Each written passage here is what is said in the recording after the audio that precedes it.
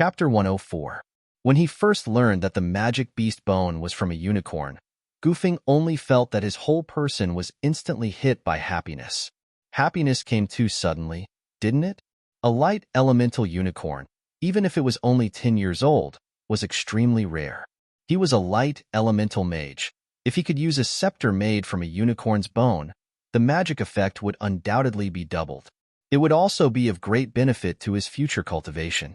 But when the old hunter quoted an astonishing price of 50 gold coins, Goofing's face immediately turned red. 50 gold coins, even if he sold himself, he wouldn't be worth this price. He hung his head dejectedly, pulling Yun Shang to leave. Wait, Yun Shang couldn't bear to see Goofing sad. Moreover, a unicorn's magic beast bone was really something that could only be found by chance.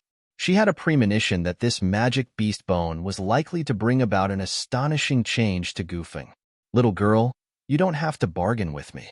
For this unicorn, my brothers and I have been stationed in the wild swamp beast valley for more than 2 months. We waited until this young unicorn was alone before we had the opportunity to hunt it down. For it, we also paid a painful price. The old hunter's weather-beaten face revealed some lingering fear. Unicorns were a very unique species of magic beasts. They liked to live in groups. Although they were only 5th-rank magic beasts, when they encountered an enemy, they would launch a terrifying light elemental illusion magic. Ordinary magic beasts, warriors, and mages were simply not their opponents. Uncle, we don't have that much money, but I can use finished products to exchange with you. A large amount of improved hemostatic agents and some meditation water. Yun Shang hurriedly took out her remaining hemostatic agents and meditation water. The quality of the finished products that Yun Shang took out made the old hunter look askance, but he still shook his head. 50 gold coins was already the lowest price. Yun Shang, let's forget it. I can find another magic scepter. Goofing saw Yun Shang frowning as she stared at the unicorn's magic beast bone. He felt more and more embarrassed. No, Goofing. This magical beast bone belongs to you. Only you can use it. Yun Shang seemed to have suddenly discovered something. She looked at the old hunter and said, Uncle, if I'm not mistaken, you were planning to use this bone to make a magic scepter for the magician in your team, right? Unfortunately, after killing the unicorn, you were cursed by the unicorn. I'm afraid that the magician is no longer in this world. How did you know? The old hunter's expression changed drastically. He looked at Yun Shang in disbelief. He had never told anyone about the secret of this magical beast bone. As the descendant of the unicorn holy beast, the unicorn holy beast has a powerful magic that other magic beasts don't have, and that is the curse of bad luck. The hunting team that the old hunter was in thought that they could retreat unscathed after hunting the 10-year-old unicorn cub. Who would have thought that they would suffer an unprecedented loss on the way back? The hunters either fell ill or were injured for no reason. Especially the magician who killed the unicorn cub with his own hands. He died for no reason. Because of this unicorn magical beast bone was taken out to be resold. The old hunter planned to use the 50 gold coins from selling the magical beast bone as the magician's settlement fee. Yun Shang remembered that when she bought the magic scepter earlier, her father, Yun Songhai, who had done a lot of research on magic scepters, had told her that among all the magic beasts, dark and light magic beasts were the closest to being divine beasts. To use a magic scepter made from the bones of these two magic beasts, one must be a magician of the same attribute or a magician of all attributes. Otherwise, even if the magician had fused with the magic scepter, after using it for a long time, the magic beast's residual elements in the magic scepter would invade the magician's body, causing death or injury. Yun Shang had just used Shennong's pupil to look at the unicorn's bone. She found that there was not only a rich light magic element in the bone, there were also strands of black magic element that were like strands of hair. With her dark magic soul, she could immediately determine that it was dark magic element. It was very likely that the hunters had cruelly killed the unicorn cub, causing it to be filled with resentment before it died, leaving a trace of the curse of bad luck in the bone. If this trace of dark magic element could not be expelled, the user's fate would be the same as that of the hunter magician. He was a light magician. No one is more suitable than him to use a magic scepter made from the bones of a light magic beast. I believe that the magician who had passed away also hoped that someone could subdue this murderous magic beast bone. In other words, this magic beast bone has no value in your hands. If you agree to let me have this magic beast bone, not only will I give you all the medicine, I can also provide free treatment for a year at the Little Rejuvenation Clinic. You should know that the doctor there is the former imperial physician of Zhou State, Fan Ji. Yunsheng unceremoniously used the name of Dr. Fan. She silently said in her heart, Dr. Fan, please don't blame me.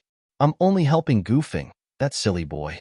Dr. Fan, who was in the clinic, felt an itch in his ear. He touched his nose and continued busying himself with treating the patients. The old hunter's expression was complicated as he considered it.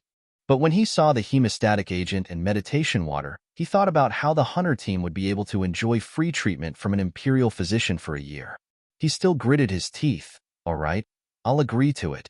But I'll say this first. You know the situation with this magic beast bone. If something really happens, you can't hold me responsible. He saw that Yunsheng and Gufeng were both from the Royal Magic Academy. He was afraid that if the two were killed by this magic beast bone, people from the academy would come knocking on his door. Life and death are predestined. We won't hold you responsible. Yunsheng breathed a sigh of relief. She had finally bought this magic beast bone. After Gufeng received the magic beast bone, he was both excited and wary. On one hand, he was happy to have obtained this rare magic beast bone, but on the other hand, he was worried that this magic beast bone would really kill someone. Gufeng, I still want to discuss something with you. I want to refine this magic beast bone myself. When Yunsheng decided to buy this magic beast bone, she had already made up her mind to refine it herself. Only she could refine it to remove the dark elements inside. But Yunsheng, you're still just a mage. What if? Gufeng didn't dare to say what if. He touched the magic beast bone with a face full of reluctance. But when he thought about it, this magic beast bone was bought by Yunsheng. She was the one who paid for it. How could he object? He didn't know when he would be able to pay back the 50 gold coins. In the end, he still gave the magic beast bone to Yunsheng. He didn't know why, but he felt that if Yunsheng said she could do it, then she definitely could. Don't worry, I'll definitely refine a magic scepter for you. Yunsheng comforted Gufeng. Chapter 105. When Yunsheng and Gufeng returned to the public student dormitory, a figure was waiting at the door. She didn't need to look to know that it was Abandoned. Abandoned was a strange person. Other than the first time they met, Yunsheng had never heard him speak. In the dark night, Abandoned's eyes were green, like a coiled viper. He glanced at Yunsheng and Gufeng. Minter Mary is looking for you. He used the word you, not us. Although they were both members of the 13 Magic Potion Group, Abandoned had never worked with Yunsheng and Gufeng. He was the first to leave the public student dormitory every day and the last to return. No one knew where he went. After delivering the message, Abandoned left quietly. Damned brat, always running away by himself, Yunsheng muttered. Yunsheng, you can't blame Abandoned, Gufeng explained. Abandoned's background was quite pitiful. He had no family and had been alone since he was young. Although he was cold, he was a nice person. At that time, Gufeng was born with a stutter and poor chanting ability. In other magic potion groups, the mentors and members were not willing to accept him. Only Minter Mary and Abandoned didn't despise Gufeng and accepted him. Every time someone bullied Gufeng, Abandoned would stop them. Gufeng said that Abandoned was just not used to having friends. Although Gufeng's family was poor, he lived in a large and healthy family. That was why he had such an optimistic and open-minded personality. This was also why Yunsheng was willing to be friends with Gufeng. No matter what setbacks he faced, Gufeng could get by with a silly smile. Forget it. Why throw a tantrum with a half-grown child? Yunsheng mocked herself. The two of them arrived at Minter Mary's residence.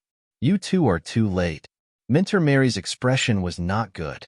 Ever since Yunsheng and Gufeng defeated Song Jie's group, she had been happy for a few days.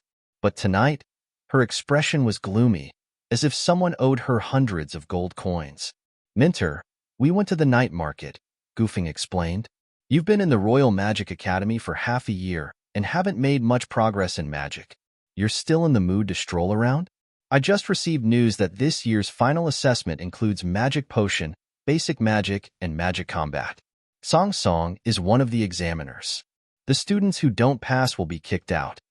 No wonder Minter Mary's expression was so ugly. She was always mocked at the end of the year's final assessment. The final examination of the Royal Magic Academy was held once a year. It was an examination of the cultivation of the entire academy, the Magic Potion and Magic and Combat Department to compete in the final assessment. Before Yunshang's arrival, the 13 Magic group was already at the bottom of the pack. Instructor Meili did not want to be at the bottom of the pack in the final exam. Minter Mary had originally planned to regain some face in this final assessment. Who knew that Song Song would be chosen as the examiner? She was especially worried about goofing. That kid's chanting was too weak and could not cast a complete spell. This was no doubt disadvantageous to him in the final assessment. If the members of Group 13 were to fall into Song Song's hands, they would not be able to get away with it. She even suspected that Song Song would secretly play tricks on them. Then what do we do?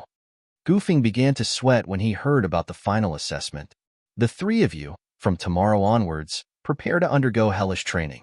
Those who do not meet the requirements are not allowed to sleep, rest, or eat. The training includes magic memorization, small magic tests, and magic combat. Especially you, Goofing. If you are at the bottom of the pack again, there is no need to wait until the end of the year. I will directly kick you out of Group 13. Minter Mary frowned. Yunsheng, you stay for now. As the three of them prepared to leave, Minter Mary called out to Yunsheng. Ever since she found out that Yunsheng was Yun Songhai's daughter, Mary's attitude towards Yunsheng was not like that of a mentor towards a student, but more like that of an elder towards a junior. I heard that your performance in the magic combat class was not bad. How do you feel about it? How is your mastery of the elementary magic? Mary was not worried about Yunsheng in any way. She believed that Brother Yun's daughter's talent was not bad. My proficiency in magic has increased a lot, especially after the battle. I have comprehended more.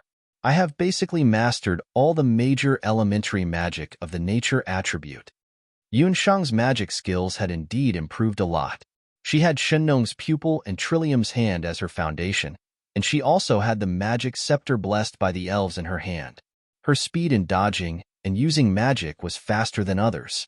I heard that you have not formally attended a magic potion class. During this period, you should learn from Goofing how to concoct potions of agility and detoxification potions. He has some talent in magic potions. After watching the battle between Yunsheng and Song Jia, Minter Mary also felt that Yunsheng only lacked actual combat experience. Her comprehension of magic was very high, and it was too much of a waste for her to only practice elementary magic. Yunsheng secretly stuck out her tongue. If Minter Mary knew that she had just concocted a bottle of mid-grade agility potion this afternoon, who knew what kind of expression she would have? However, it was better for her not to talk about this for now. I have here the magic scrolls for the intermediate earth magic, earth escape, and the fire magic, fire net recovery. Learn as much as you can before the intermediate examination, Instructor Mary said as she handed Yunsheng 2 magic scrolls. A magic scroll was also a type of magic tool. It was a special scroll used to record magic on the boundless continent. It was written using magic elements. Not only did it record the secrets of practicing magic, it could also display magic images. However, the price of a magic scroll wasn't cheap, because it was said that only magi who had reached the level of Saint Magi could make magic scrolls. An intermediate magic scroll was worth at least 100 gold coins. Teacher Mary had taken out 2 magic scrolls in one go. This was truly an eye-opener for the miser Yunsheng. Yunsheng didn't know that being a magic apothecary was a very profitable profession. Teacher Meili was a rich woman. These 2 magic scrolls aren't given to you for free. You have to promise me that in this year's final examination, you will do your best to protect Goofing, Teacher Meili said seriously. Yunsheng didn't react. Goofing has a lot of potential. For the 13 magic potion groups, he is very likely to be an extremely important person for your growth in the next few years. Therefore, before he grows up, you and Abandon must protect him well. I have also said the same thing to Abandon. The 13 magic potion groups are a whole, and no one can leave each other, Teacher Meili solemnly exhorted. What teacher Meili didn't know was that her words tonight would affect Yunsheng and Abandon for a long time in the future. Even when the three of them grew up to be the top existences in the continent, when their friendship faced the test of life and death, the three of them didn't give up on each other. Yunsheng solemnly nodded, tightly holding the two magic scrolls. Chapter 106. Yunsheng returned to the dormitory after receiving the two intermediate magic scrolls from Minter Mary. Goofing and Abandon had already gone to bed. The room was dark. Yunsheng used Cloud Dream and Icy Sleep. Her body emitted a faint blue light as she entered a state of deep meditation. In the state of deep meditation, she only needed an hour to recover her physical state. She didn't need any extra sleep at all. Since she had promised Minter Mary, she would make full use of these two magic scrolls. In the following time, Yunsheng had to step up her practice while taking care of the public herb field. She had to defend the glory of Group 13 in the final magic assessment of the year magic. 1 hour later, Yunsheng's eyes were shining. She quietly left the public student dormitory and hurried to the magic tower. The moment Yunsheng left, Abandon, who was lying on the lower bunk, also got up. His faint green eyes flashed with a trace of fluctuation. His clothes fluttered as he followed Yunsheng out of the dormitory. In the dark night of Rumo, there was not a trace of stardust in the sky. Yunsheng once again came to the magic tower. The old magician guarding the tower didn't seem surprised that someone would come in this hour. He still used a wooden tone to read Yunsheng's magic card and asked Yunsheng how long she would practice. 4 hours. Can I continue to choose Magic Space 204? After Yunsheng had Tai Lang's 12-hour intermediate magic card, she had more time to practice. However, 4 hours at a time was indeed a big deal. Yunsheng counted silently in her heart. 8 hours, just enough time for the sun to rise. With the addition of her magic soul, the time she could stay in the magic tower was equivalent to 40 hours, which was close to 2 days. She hoped that this extravagant cultivation would allow her to learn one of the two intermediate magic spells. When Yunsheng had obtained the intermediate magic scroll, she had already thought about it. With her current magic cultivation, it would be very difficult for her to learn intermediate magic. However, if she were to enter the Mana Tower, she might be able to comprehend it even faster with the help of the Mana Tower's abundant mana. Magic Crystal Key for Magic Space 204. As usual, when the time is up, crush the key and return the way you came. The old magician said as he handed the key to Yunsheng and closed his eyes to take a nap. There didn't seem to be many people in the Mana Tower at night. Yunsheng opened the mana space, and just as she entered, she felt vigorous mana fluctuations. Oh, my dear master!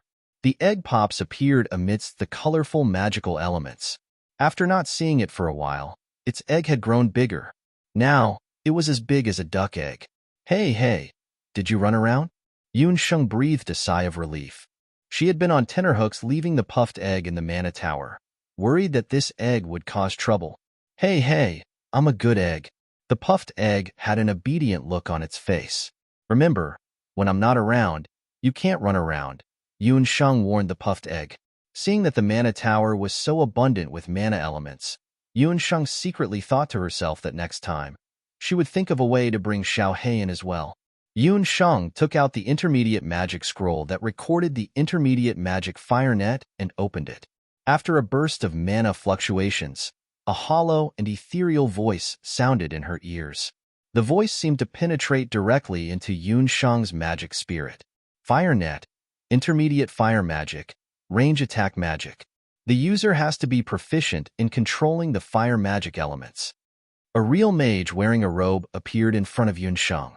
His face was blurry, but the magic scepter in his hand had 3 red magical beast soul stones flashing on it, indicating that he was a master magic caster. Magic elements were released as he chanted. The elements twisted together like countless ropes of fire, forming a fire net. The real mage continuously released intermediate magic spells. His chanting was strong and clear, as if it was branded in Yunsheng's mind. Although it was only a magic image formed by the magic scroll, the magic released was incomparably real. The flames of the fire net burned Yunsheng's skin and hair. She had no choice but to release water-type magic elements to resist the scorching heat wave that was like a fire scene. Forcefully suppressing the shock in her heart, Yun Sheng's pupils contracted. She carefully observed the mage's movements, every chant, every detail of his movements, and every control of the magic elements. The chanting of intermediate magic spells was much more complicated than that of beginner magic. Even Yun Sheng only dared to practice intermediate magic after observing it 3 times. However, when Yun Sheng stuttered the chanting, she found that more than half of the magic elements in her body had been consumed. Releasing an intermediate magic spell actually consumed magic elements just by chanting? The moment the magic elements in her body were completely consumed, Yun Sheng finally released a fire net the size of a palm. Just as she was about to breathe a sigh of relief, the mage in the magic scroll raised his magic scepter. Unexpectedly, a fireball was thrown at her. F***CK, Yun Sheng was already exhausted. Before she could dodge, the fireball hit her squarely. There was a burnt smell all over her body. Yun Sheng was finally exhausted. Her limbs felt like they were filled with lead. She fell heavily to the ground, gasping for breath. The mage in the magic scroll actually took the initiative to attack people. Did he have to be so perverted? Yun Sheng naturally did not know that the Academy's notoriously stingy teacher Mary gave out things that not everyone could accept. A cool and refreshing jade marrow technique flowed out from the Shinnong medical bangle on her wrist. It healed Yun Sheng's body that was covered in blisters from the burns. The charred skin peeled off and new, tender skin grew. After recovering her strength, Yun Sheng stood up once again. She raised the magic scepter in her hand and chanted repeatedly. Her sweat was dried up. The fire net in front of her was like a tall mountain. She had to climb over it. Bang! Several streaks of flame shuttled back and forth like spiritual snakes. In the magic scroll, it was as if a pair of invisible hands were weaving, forming a gorgeous fire net. This time, the perverted magic scroll did not release a fireball. The mage's figure was sucked into the magic scroll, and the magic scroll fell to the ground. Her knees were weak. Yun Sheng only knew that at this moment, she did not even bother to lift her eyelids. Cultivating a higher level of magic not only required a higher level of control over the magic elements, it was also a great challenge to one's physical and mental strength. Yun Sheng, who had exhausted both her mental and physical strength, unconsciously entered the cloud dream ice sleep state. Inside her body, her magic spirit was also crazily absorbing the magic elements around her. Yun Sheng was completely focused on cultivating intermediate magic. She did not notice that the puffed egg, who had been observing from the side, had sneakily hid in a corner. Its pair of restless wings were flapping restlessly. Chapter 107. While Yun Sheng was practicing intermediate magic, the puffed egg was flipping around in the magic space. "Dear Master, what are you doing? Why do you want to learn such low-level magic? It's so boring." The puffed egg yawned in boredom. It secretly came up with a naughty idea. "Why don't I walk around? Master said that when she wasn't around, I can't walk around. Now that she's here, it means that I can walk around." After using the logic of an egg to misinterpret the meaning of its master, the naturally active puffed egg happily decided that it wanted to walk around in the magic tower. Staying in the magic tower for a day without running around could be considered to have extinguished the nature of the puffed egg. After thinking of an excuse for itself, it tiptoed to the corner of the magic space. Its egg body was close to the wall of the magic space, and its body quickly became one with the wall of the magic space. The magic restriction wall that even the Academy's master Magus couldn't open was like a thin piece of paper in front of the puffed egg. After leaving magic space number 204, the puffed egg was like playing a game, constantly jumping up and down through the walls and ceiling. However, Yun Sheng, who was concentrating on learning intermediate magic, didn't notice at all. The puffed egg hit its body and jumped all the way to the first floor of the magic tower.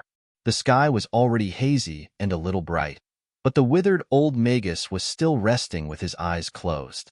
"High-level magic card, 5 hour. A deep voice was heard, and a Magus dressed as a mentor walked in. He took out a magic card and handed it to the old Magus. "Magic space number 608, 5 hour. The old Magus said, and used all his magic to swipe the card, erasing 5 points of magic. Chunliang, you're already a master magus. Why did you come to the magic tower? Sacred teacher Jean, I want to forge a magic weapon in the magic tower. The master magician named Chen Liang was one of the instructors of the Royal Magic Academy's combat department. On the Boundless Continent, the level of a magic academy depended not only on the results of the students, but also on the number of sacred magi within the academy. To be called a sacred teacher by a master magician, this old mage who was guarding the magic tower was actually a sacred magician? The old magician nodded his head. It turned out that the magic tower was not only used for cultivation, but it was also a good place to refine magic tools and draw magic light axes. The magic fluctuations here were very clear, which would help a magician to concentrate and create magic tools and light axes. However, this secret was only known to a small number of teachers in the Royal Magic Academy. Chunliang had a student who was about to become an intermediate student and needed to participate in the academy's training outside. He wanted to refine a magic artifact, so he spent 5 hours to refine it. After obtaining the magic key, Chunliang headed to the 6th floor of the magic tower. That card? The puffed egg thought for a moment. It seemed that its dear master also had a card, and it seemed to be something good. If Puff brought these cards back, Master would definitely like Puff even more. The puffed egg sneakily followed behind Qin Liang and jumped to the 6th floor of the magic tower. Qin Liang did not even notice that a magic beast was following him. He had been to the magic tower countless times, but he had never thought that someone would bring a magic beast into the tower. As soon as Qin Liang entered the magic space, he began to concentrate on refining the magic artifact.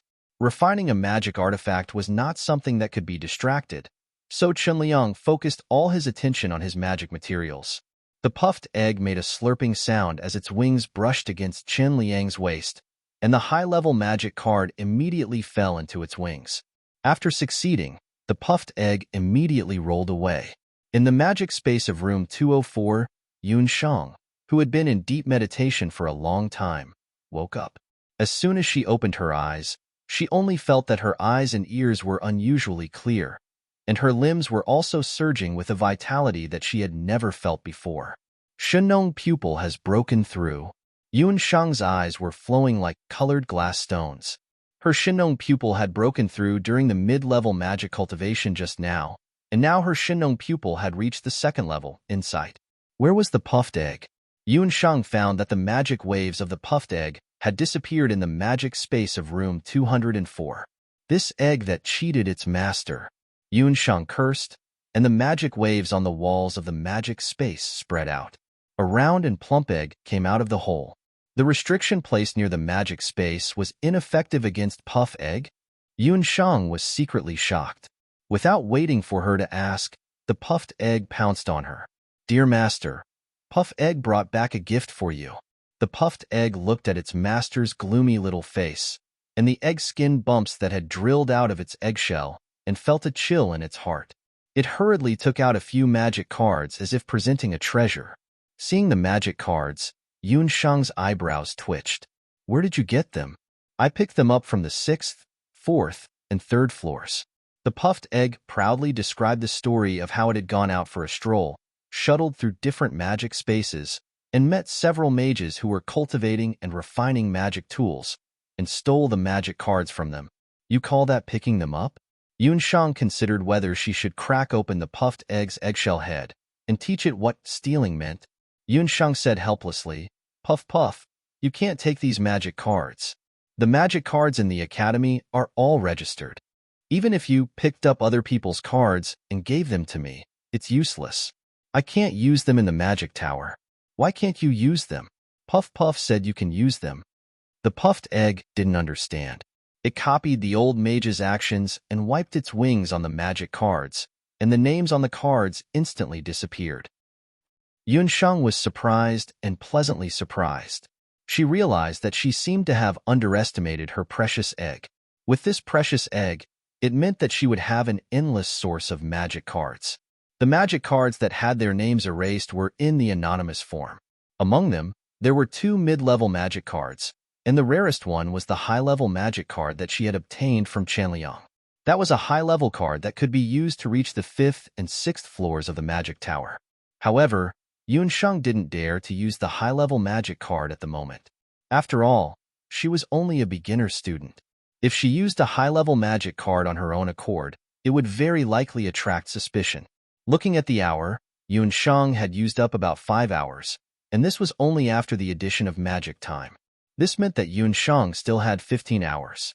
According to the puffed egg, Chunliang had come to the magic tower just now to refine a magic weapon. It seemed that the magic tower could not only improve one's magic cultivation, but it could also increase the success rate of refining magic weapons. Speaking of magic weapons, Yunsheng remembered the unicorn magic beast bone that she had bought in the night market. She had promised Gufing that she would personally refine this cursed unicorn magic beast bone. She didn't want to cultivate another magic scroll today. Perhaps she could use tonight's opportunity to try refining a magic scepter. Chapter 108. A sorcerer who was not even 7 years old wanted to refine a magic weapon. This was something that almost everyone in the boundless continent had heard of. Normally, only a master sorcerer could attempt to create a magic weapon. This was not because a sorcerer could not create a magic weapon, but because the creation of a magic weapon required great control over the magical elements. 99% of sorcerers were new to magic and were unable to maintain a stable control over the magical elements. This could easily lead to instability of the magical elements during the creation process and damage the magic weapon. Yunsheng learned about the creation of magic weapons from Granny Sualuo. When she received the enigmatic bone scepter, Yunsheng had asked Granny Sualuo how an archmage like her could become the creator of a magic scepter. Granny Sualuo's answer was, "Do not fear the magical elements. Embrace the magical elements wholeheartedly and control them. You will obtain anything you want." It was also because of Granny Sualuo's guidance that Yunsheng had the bold idea of creating a magic scepter. She took out the unicorn's leg bone, and a few wisps of flames shot out from her fingertips. In the flames, the flesh and tendons of the unicorn's leg bone were reduced to ashes, revealing the bone. Which of the 4 natural elemental spells should she use to create this magic scepter? Magic artifact crafting did not focus solely on the use of fire elements. Magic scepters created with different elements could have different magical attributes. Magic weapons created with fire would have higher magical attributes. Magic weapons created with wind would have greater control over magical elements. Magic weapons created with water would reduce the consumption of magical elements. Magic weapons created with earth would have more stable control over magical elements. Since it was a magic scepter for Gu Feng, it had to be combined with his personal characteristics. Yunsheng, who had the calmness of a healer and the wisdom of an adult, was like a skilled craftsman, considering the needs of the user. The stability of magical control. As an immature light-type sorcerer, Gufeng's control over magical elements was very poor. His personality was also not stable enough. What he needed was a magic scepter that could help him better control the light-type magical elements. Yunsheng made up her mind. Earth-type magical elements surged out and enveloped the unicorn's bone. As the Earth-type magical elements continued to circulate, the impurities in the unicorn's bone were slowly removed. The bone also became lighter and clearer. Suddenly, Yunsheng's fingertips trembled. She felt a repulsive force coming from the bones of the magical beast. Her eyes flashed as she used Shin Nong's eye to observe. Yunsheng noticed that there was a dark elemental element in the unicorn's bone. It was like a restless snake, constantly trying to break out of the earth-type magical element's encirclement. This dark elemental element was the cause of the hunter's death. Although it was only a small amount of the dark elemental element, its power too to be underestimated. Yunsheng could feel that under its influence, her earth magic elements were being disrupted. You of the world of the world. Yunsheng became braver with every setback. Not only did she not show any fear, she suddenly exerted her strength. The 5-colored magic soul in her body burst out with an astonishing amount of magical elements. That wisp of dark elemental element was like a flood, instantly swallowed by Yunsheng's enormous magic soul. The instant the dark elemental element in the unicorn's bone was swallowed, the dark magic soul in her body showed signs of growth. All along, among Yunsheng's 5-colored magic soul, the dark magic soul's growth was the slowest. because the other four colored magic souls could be replenished by absorbing the elements of wind, earth, water, and fire from nature. Only the dark magic soul, Yunshang, did not have any materials that she could obtain. After the dark elemental element was absorbed, the refining of the unicorn's bone scepter became simple. Yunshang sketched the final shape of the scepter in her mind. 1 hour passed, 2 hours passed. A full 5 hours passed.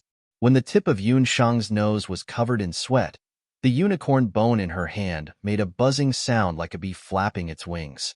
The moment the buzzing sound appeared, the colorful magical elements in Magic Space 204 seemed to be attracted by a huge magnet and poured into the unicorn's bone. The blinding light caused Yunshang's pupils to contract involuntarily. She saw that within the magical light, a brilliant golden magic scepter had formed. When the light dissipated, Yunshang took a closer look. What a good magic scepter!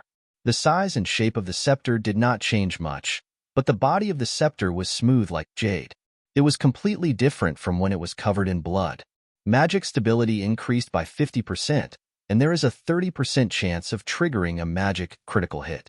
I believe Granny Sua Luo will be satisfied when she sees this magic scepter. Yunshang wiped the sweat from her forehead and smiled. Her pair of beautiful eyes shone brightly. After refining the magic scepter, Yunshang closed her eyes and adjusted her breathing for a moment. Then, she practiced the various elementary spells and the intermediate fire spells that she had just learned. After making sure that she was able to skillfully switch between various beginner spells and cast the intermediate spell of Fire Net Recovery once, all of her mana was consumed. Only then did Yunshang contentedly crush the magic key and leave the 204 mana space. After learning the lesson of stealing gold that was found, Yunshang didn't dare to leave the Egg of Love alone in the magic tower this time. She had to at least wait until the limelight of the magic card theft incident had passed before she dared to release the Egg of Love. When she reached the first floor, Yunshang was just about to leave when she heard the sound of footsteps coming from the top of the magic tower. A teacher ran down. That teacher was sweating profusely and anxiously asked the old magician, "Sacred teacher, did you see my high-level magic card? I just finished refining my magic weapon, and when I turned around, my magic card was gone." Another magic card gone? Just now, 2 intermediate students came down and said that they lost their magic cards. Think carefully. Did you lose your magic card somewhere? The old magician was also confused. He had been guarding the magic tower for so long and had never heard of so many people losing their magic cards in a day. But what was the use of that person stealing a magic card? In the entire academy, other than him, no one else could change the name on the magic card. While the old magician and the teacher who lost their magic card were discussing, Yunshang immediately slipped out of the magic tower. Phew, that was close. I was almost discovered. I'll give the magic scepter to Goofing first. If that kid sees his new magic scepter, he will go crazy with joy. Yunshang revealed a smile. She stretched her stiff limbs and walked towards the public student dormitory. Chapter 109. When Goofing saw the magic scepter, his eyes widened in disbelief. He was so nervous that he didn't even know where to put his hands and feet. Even with his poor eyesight, he could see that this magic scepter was much better than the one he had destroyed earlier. He didn't expect that Yunshang could actually refine such a good magic scepter in just one night. Unable to reject Yunshang's kindness, Goofing took the scepter. Just as he held the magic scepter in his hand, he felt a burst of heat on his right arm. His clumsy fingers strangely became nimble. He calmed his mind and recited a detoxification spell. Although he felt that it was much easier for him to gather the magical elements, his stuttering recitation still hindered the effect of the spell. Yunshang frowned. It seemed that Goofing's stuttering was a big problem. But Goofing himself was already very satisfied. In the past, when he didn't have a magic scepter, his detoxification spell would only succeed once out of 5 times. Just now, he only needed to use 2 times to succeed. This magic scepter was too amazing. Goofing was stunned, and a wave of ecstasy surged like a tide. Yunshang carefully watched Goofing's recitation process. Just as Teacher Mary said, Goofing didn't lack magical talent, but he lacked confidence and stability. His stuttering was normal, but when he recited, His stuttering was very serious. In a battle, this was fatal. The opponent was enough to kill Gufeng countless times in the process of failing to recite a spell. Perhaps, this weakness of Gufeng could be made up for with the magical beast soul stone. Yunshang stroked her chin, thinking about what kind of magical beast soul stone to find for Gufeng. That kind of magical beast didn't need to be very powerful, but it had to be fast enough in its recitation. After all, no one would expect a light magician to charge and break through enemy lines. When he heard that Yunshang wanted to find another soul stone for him, Gufeng shook his head like a rattle drum. No, soul stones are too expensive. I can't afford it. Obtaining soul stones was nothing more than buying them or hunting them. Teacher Mary had been researching new potions for a while now, so she couldn't divert her attention to take Gufeng to hunt a suitable magical beast alone to obtain soul stones. The only thing left seemed to be to buy soul stones from crystal or magic scepter shops. However, the effect of the soul stone would be greatly reduced, and the price would be ridiculously high. It was definitely not something a poor kid like Gufeng could afford. I know a place where you can buy relatively cheap soul stones, Abandon's deep voice interrupted. According to Teacher Mary, before the final assessment, the members of the 13 magical potion groups had to be like 3 grasshoppers tied to the same straw, advancing and retreating together. Under the pressure, Abandoned had no choice but to hang out with Yunshang and Gufeng. He also saw how Gufeng used the new magic scepter just now. Yunshang and Gufeng both stared at Abandon in amazement, as if his initiative to speak was a wonder of heaven and earth like the red rain under the heavens. Under the dark green magician's robe, Abandon was a little uncomfortable under their stares. Wanlong Gambling House. Yunshang finally knew why Abandon often disappeared in the middle of the night and during the day. Other than going to class, he was nowhere to be seen. This little brat actually had a part-time job outside the academy, and it was in the largest gambling house in Jade Capital. As a public student, it was normal for them to be short of money. For a doctor like Yunshang, who had a specialty, they didn't have to worry about food. However, for most public students, making money was always a big problem that needed to be solved. The maintenance of the magic scepter, the purchase of soul stones, and the materials for refining magical potions, all of these required money. Abandon was an orphan and had no family support at all. Relying on the allowance of the public students in the academy was obviously not enough for his expenses. After nightfall, the Wanlong Gambling House, as the busiest gambling house in Jade Capital, had just started to get lively. The Wanlong Gambling House was a famous gambling den in the city. It was 4 stories high, and the guests it received ranged from commoners to aristocrats to rich merchants from other countries. Even magicians, warriors, and summoners were their guests. The glazed roof tiles and gold-lacquered pillars were resplendent. The floor tiles were made of pure gold, and the walls were engraved with illumination magic formations. The place operated all night, and there were as many as 10,000 gamblers entering and leaving. When Gufeng first heard that they were going to the gambling house, he was shocked. Under Yunshang's coaxing and pestering, he dawdled and followed them to the Wanlong Gambling House. In order to conceal themselves, Yunshang and Gufeng wore the same magic cloak as Abandon and walked into the Wanlong Gambling House. Once they entered the gambling house, Yunshang realized that the surroundings were unusually lively. There were all kinds of people, and Abandon's eye-catching dark green magic cloak didn't attract much attention in the gambling house. Abandon, you're here. When the people of the Wanlong Gambling House saw Abandon, they greeted him familiarly. In a place like the Wanlong Gambling House, there were all kinds of guests, and there were even those who caused trouble after losing money. The reason why the Wanlong Gambling House was able to stand firm in Jade Capital was because it had a powerful guard team that looked after the place. In the guard team, most of them were warriors, but there were also magicians and summoners. Abandon was one of them. He came to the gambling house to look for a part-time job before the new year. At that time, the guards of the gambling house saw that he was young and was only an ordinary magician, so they mocked him on the spot for not knowing what was good for him. Who knew that Abandon just waved his living snake staff, and the guy who mocked him the loudest turned into a pool of pus. Since then, Abandon had stayed behind. This kid didn't talk much, and his identity was mysterious. Most people guessed that he was still a student in the Magic Academy, But every time someone caused trouble in the gambling house, he was the first to act. His actions were vicious and ruthless. After a while, he became a little famous among the guards of the gambling house. Now, no one mocked him because of his young age. In the boundless land, powerhouses were everything.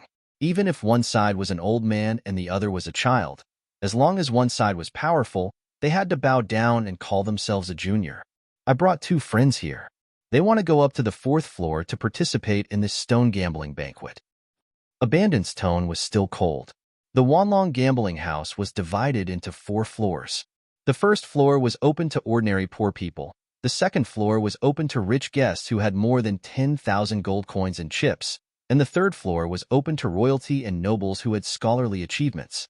As for the 4th floor, most of the people in Shangjing couldn't go up there, no matter how rich they were. Only warriors, magicians, or summoners could go up to the 4th floor with their identity cards. That was because there was a very special gambling method there, and that was stone gambling. The stone gambling in the boundless world was not like the modern stone gambling that Yunsheng knew. What was being gambled was jade, agate, and the like. The stone gambling here referred to soul stones. Only those who were qualified to use soul stones could go up to the 4th floor of the Wanlong gambling house to gamble with soul stones. Abandon didn't know the specific gambling method. He only heard from the guards that if they were lucky, they could buy high-quality soul stones at a very low price in the Wanlong gambling house. Therefore, he brought along the confused Yunsheng and Gufeng. Chapter 110. Abandon asked around and found out that there would be a stone gambling banquet after 9 p.m. tonight. Coincidentally, there was a drunkard causing trouble on the 2nd floor of the gambling house, so Abandon went up. Seeing that it was still early for an hour, Yunsheng and Gufeng strolled around the 1st floor. The 1st floor of Wanlong gambling house was open to commoners, so the 1st floor was the largest and had the most people. There were shouts and curses, as well as the sound of piles of silver and gold coins splashing like flowing water. Yunsheng and Gufeng had never been to a gambling house before, so they couldn't take their eyes off it. After watching for a while, Yunsheng realized that the type of gambling on the boundless continent was pitifully monotonous compared to the modern world. There were only 2 types of gambling devices here. One was the flower cards, and the other was the simplest dice. The game was nothing more than comparing the number of points and the size of the dice. Yunsheng looked at the pairs of gold and silver coins. Under the illumination of the magic array, it was dazzling, and she couldn't help but feel a little itchy. The money she had earlier was all used to by the unicorn magic beast bone. The money for the new batch of hemostatic flowers and meditation water hadn't been brought over yet. She could be considered to be penniless right now. Although she didn't know how the stone gambling banquet would be conducted, it was bound to cost some money. She might as well take advantage of this time to win some money in the gambling house. Yunsheng touched her purse. There were only 5 or 6 silver coins in it. It wasn't even enough to buy some money. She did have a few magic cards, but it was a pity that they couldn't be circulated outside. Gufeng, do you have any money with you? Yunsheng was a little regretful. She should have borrowed some money from Abandon when he was around. That kid worked part-time in the gambling house and was a ruthless character. He definitely had a lot of money on hand. No, you know that I'm very poor. Gufeng had to save some money for his monthly food expenses. Under the magic cloak, Yunsheng's eyes darted around. She found a person from Wanlong gambling house. Internal credit? The man from Wanlong gambling house who was stopped by Yunsheng immediately understood. Yes, anyone who works in the gambling house can borrow 1,000 silver coins a month. 1,000 silver coins was equivalent to 100 gold coins. Then let's put it on credit for 1,000 gold coins and put it under Chi's name. Yunsheng quickly agreed. Just now, Yunsheng and Gufeng followed Abandon into the Wanlong casino, and both of them were wearing magician's cloaks. Abandon's reputation in the Wanlong casino was quite good, so the casino was not worried that he would owe money. Besides, there was no risk in giving the money to 2 mages on credit. The people of Wanlong gambling house thought about it and gave Yunsheng 100 gold coins on credit. When Gufeng saw this, he was shocked. Yunsheng, this is not good. 100 gold coins. If we lose, where will we get the money to pay back? If we lose, we can stay and be the casino's guard. Anyway, I know ancient medicine, and you know magic treatment. Yuan Shang rubbed her hands, her black eyes staring at the 100 gold coins that had just been sent over. Yuan Shang dragged Gu Feng to a gambling table for dice. When the gamblers at the table saw the two short mages, they all roared with laughter. Go home and drink milk. The two of you can't even reach the gambling table. The two of them were only 6 or 7 years old, and their foreheads only reached the gambling table. After being laughed at, Gu Feng's face turned red. What are you laughing at? Under the magic cloak, Yuan Shang scolded sternly. A green element came out from under her robe, and her feet levitated. She jumped onto the gambling table in one breath. Seeing that the other party used magic, the gamblers at the side all shut up. No one would be bold enough to laugh at a noble mage. The dealer at the gambling table hurried forward and asked, Mages, how do you want to play? We'll bet on big or small. You shake the dice, and I'll bet. Yuan Shang stared at the 2 dice in the big bowl on the table. When the dealer saw that she was young, but her aura was comparable to that of an experienced gambler, he laughed and wiped the gambling table with his right hand. The slippery mouth of the bowl was firmly grasped in his hand, and he kept shouting, by big or small. Once you're done, leave the hand. As he spoke, the dealer's 5 fingers exerted force at the same time. An invisible fighting aura surged into the bowl, and with a quick movement of his hands, the large bowl containing the dice began to spin like a top between his hands. The 2 dice began to spin along the smooth bowl, as if they were 2 barefooted dancers dancing in the air. The gamblers placed their bets, and the gamblers cheered. Gu Feng looked at the bowl in the banker's hand, which only had a shadow left. His mind was a mess. Sure enough, the bankers of this Wandong gambling house were all martial artists. The dealer in front of him seemed to be stronger than most of the people of the Wanlong guards. Looking at the dealer's movements, Yuan Shang thought to herself, in gambling, a portion of fighting energy was used to make the dice spin at a different speed, and the sound of the dice hitting the bowl was also different. For a commoner, it was difficult to guess the real number of dice in the hands of a warrior dealer. However, this was nothing to the current Yuan Shang. Her Shenong pupils could observe down to the smallest of hairs. Her pupils shrank slightly, and a golden light flashed. The dealer's movements fell into Yuan Shang's eyes, just like the slow motion of a movie. The numbers on the 2 spinning dice were also clearly visible. Only to hear a dong sound, the mouth of the bowl slammed on the table, startling the chips on the table to collapse. I'll bet big. Yuan Shang casually tossed out 5 gold coins. The bowl opened, and 4, 5, 9, big. On the gambling table, there were mixed feelings. The winner happily took back double the chips, while the loser dejectedly looked at his hard-earned money being taken away. Life was full of ups and downs, and it was impossible to make money by gambling on the table. After a few more rounds, in order to prevent the people in the gambling house from being suspicious, Yuan Shang pretended to lose a few rounds. But most of the time, she was sure to win and not lose. Around 7 o'clock, Yuan Shang's 100 gold coins had become 180 gold coins. When Gu Feng saw this, his saliva almost flowed out. They didn't spend a single cent of the 80 gold coins, and they actually got it. This money came too easily. Next, let me be the banker, Yuan Shang suddenly said. The speed of money coming in was too slow. Yuan Shang saw that the hour was almost up, and it was about time to show her true ability. Be the banker. This magician was really arrogant. The banker of the gambling house did not look too good. Because Yuan Shang's luck was not bad, after she won 7 or 8 rounds, several clever gamblers followed her to bet. Like this, a large amount of gold coins had been imperceptibly lost on this table. What a reckless guy. He was actually arrogant enough to want to be the banker. Good. I'll see how you lose so much that you can't even wear your pants. The dealer secretly laughed. The dealer of the gambling house was also forthright. He pushed the dice and bowl in front of Yuan Shang. Yuan Shang grabbed the bowl with her bare hands and held it tightly in her hand. The bowl was even bigger than her palm. Sad, in the days when there was no money, the big lady was soft and looked at us. Chapter 111. On the second floor of Wanlong Casino, a bandit had just subdued the drunkard and gambler who was making trouble. He followed several people from Wanlong's guards downstairs. Just as he reached the stairs, he heard a commotion. Someone is making trouble.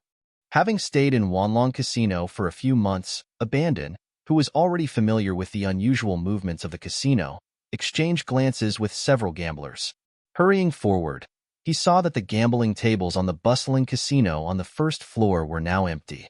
In the center of the first floor, there was a crowd of people at a gambling table, and there were continuous cheers and applause. Abandon, the two magicians you brought? When the people of Wanlong Casino saw Abandon, it was as if they had seen their savior. What happened to them? Abandon's heart tightened. Mentor Mary said that the 3 people of Group 13 of Magic Medicine would be one in the future. What happened to the 2 of them just now? Where did you find them? The one in the gray robe is too powerful. Wang Laosan has already lost 13 houses to him, and the casino has already lost more than 10,000 gold coins. The people of Wanlong Casino only hoped that Abandon could get rid of the plague as soon as possible. Lose? Where did they get the money? Abandon didn't believe that a person like Gufeng would have the money to gamble in a place like Wanlong Casino. Even if he sold Gufeng, it wouldn't be a fraction of 10,000 gold coins. On credit in your name. The people of Wanlong Casino's answer made Abandon's body stiffen. Yun Sheng. Without guessing, Abandon knew who the culprit was. For the first time in his life, a wave of anger rushed up from the soles of his feet. That damned Yun Sheng. Abandon's whole body was covered with a layer of evil spirit, which scared the gamblers and the people of the casino to the side into retreating. The crowd dispersed in a flurry. The scene at the gambling table in front of him suddenly became clear. At the gambling table, Yun Sheng had already changed her stool and stepped on it. In front of her was a tall pile of chips. Gufeng's short and fat figure was completely submerged, and only the top of his head could be seen. Losing money in the gambling house was not a big deal.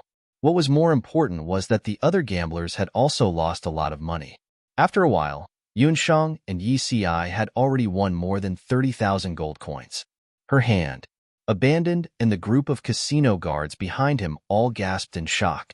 Yun Sheng was shaking the dice, but even with hundreds of pairs of eyes present, no one could see clearly how her hand moved. The bowl in her hand was only left with a white shadow. Bystanders had no way of seeing how the bowl was shaken, let alone hearing the sound of the dice. Old gamblers knew that dice were the simplest gambling tool. If the dealer wanted to win, he had to rely on his ears and hands. Yun Sheng's hand speed was astonishingly fast. Even the veteran gamblers present could not hear clearly how big or small it was. Place your bets. Under Yun Sheng's cloak, a pair of sparkling eyes was revealed. It could be imagined that her mouth was full of smiles at this moment. She lost again. Soon, more than 3,000 gold coins were added to the 30,000 gold coins. I'm not playing anymore. I'm not playing anymore. Yun Sheng also noticed Abandon, who was standing not far away, and the people of the casino who looked as if their mothers had died. Yun Sheng wasn't a gambler.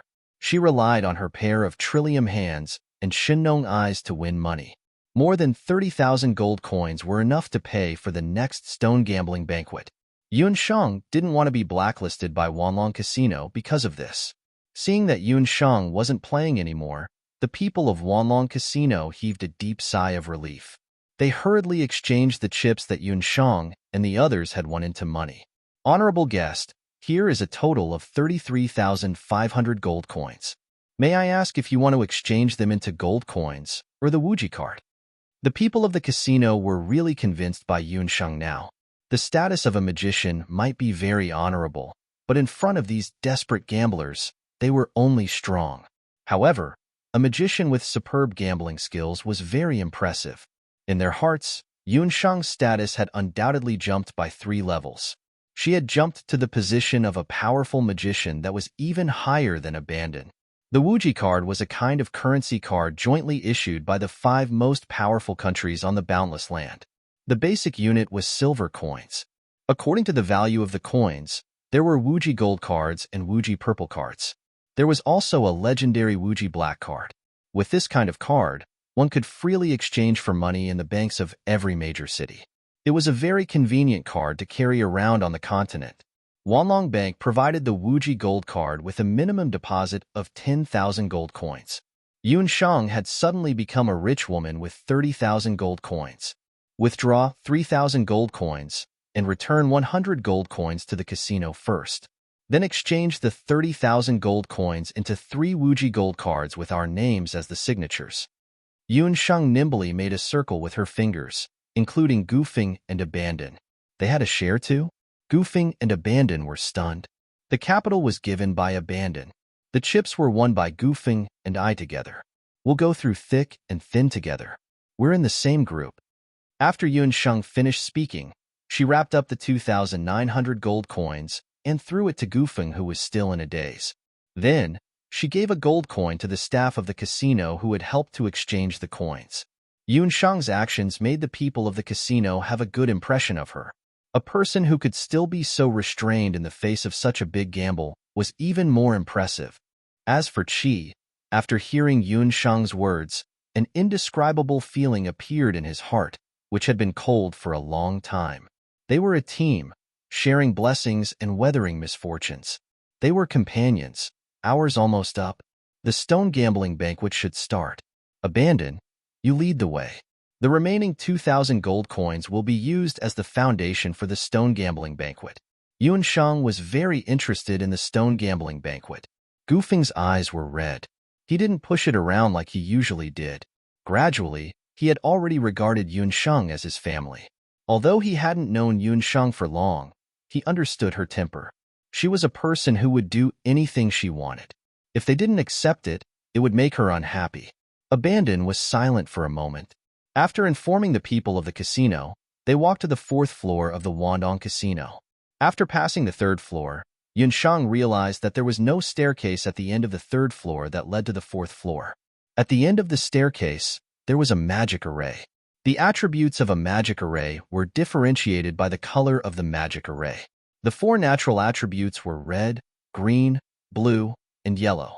The magic array of the Wandong Casino obviously didn't belong to the 4 natural attribute magic arrays. Its color was gray.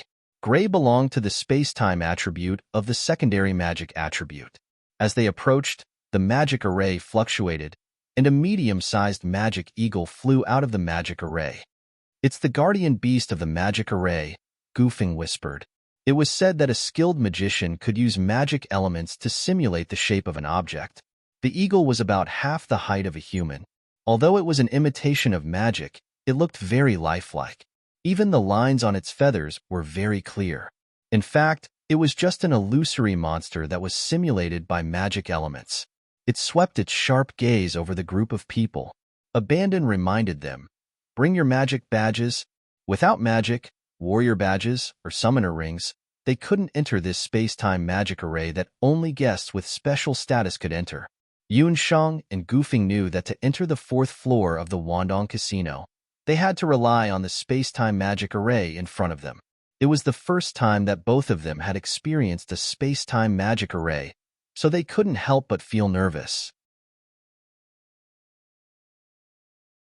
Chapter 112. Yun Sheng followed Abandon's instructions and wore the sorcerer's badge on her sorcerer's robe. Only then did the eagle that was transformed from magic retract its gaze. Yun Sheng, Gufeng, and Abandon walked into the magic array one after another. Yun Sheng didn't know about Abandon's situation, but this was the first time she and Gufeng had entered a teleportation magic array. Their bodies felt like they were being violently pulled by someone, and the magic runes in the magic array began to spin. Their feet felt like they were stepping on cotton. When their vision recovered, there was already a brightly lit hall in front of them. The 4th floor of Wanlong Gambling House was right in front of them. Wanlong Gambling House lived up to its name as the largest stone gambling banquet in the Jade Capital. It was both safe and well protected. After passing through the teleportation magic array, no one knew if they were really in Wanlong Gambling House. Perhaps they were already dozens of miles away from Wanlong Gambling House. Unlike the other 3 floors of Wanlong Gambling House, the hall in front of them was rectangular and extremely wide. It was 4 to 5 times the size of the 1st floor. A huge crystal magic lamp hung in the center of the hall, and in the center of the hall was a fountain of ice and fire. Snowflakes and flames constantly shot out from the fountain, creating a dreamy and beautiful scene that was comparable to fireworks. Other than the fountain, there were also a few dining tables that were cut out of crystal in the hall. Plates of exquisite and delicious pastries, tea, and wine from various places were placed on the side for the guests to enjoy. Yun Shang and the other two didn't arrive early. There were already many warriors and sorcerers waiting in the hall. Yun Shang, look, Goofing muttered softly. Not far away, there was a person wearing a robe that was slightly different from ordinary sorcerers. He was wearing a ring on his hand. Yun Shang recognized it at a glance. It was the summoning ring of the summoning office. It was a summoner. There was actually a summoner on the 4th floor of Wanlong Gambling House. It was a female summoner. She was scantily clad, only wearing short armor that exposed her navel. Her breasts were white, and she was wearing leather pants that outlined the perfect curves of her lower body. Beside the female summoner, there was a burly man who was more than 2 meters tall. The burly man was holding 2 lead hammers that weighed dozens of kilograms.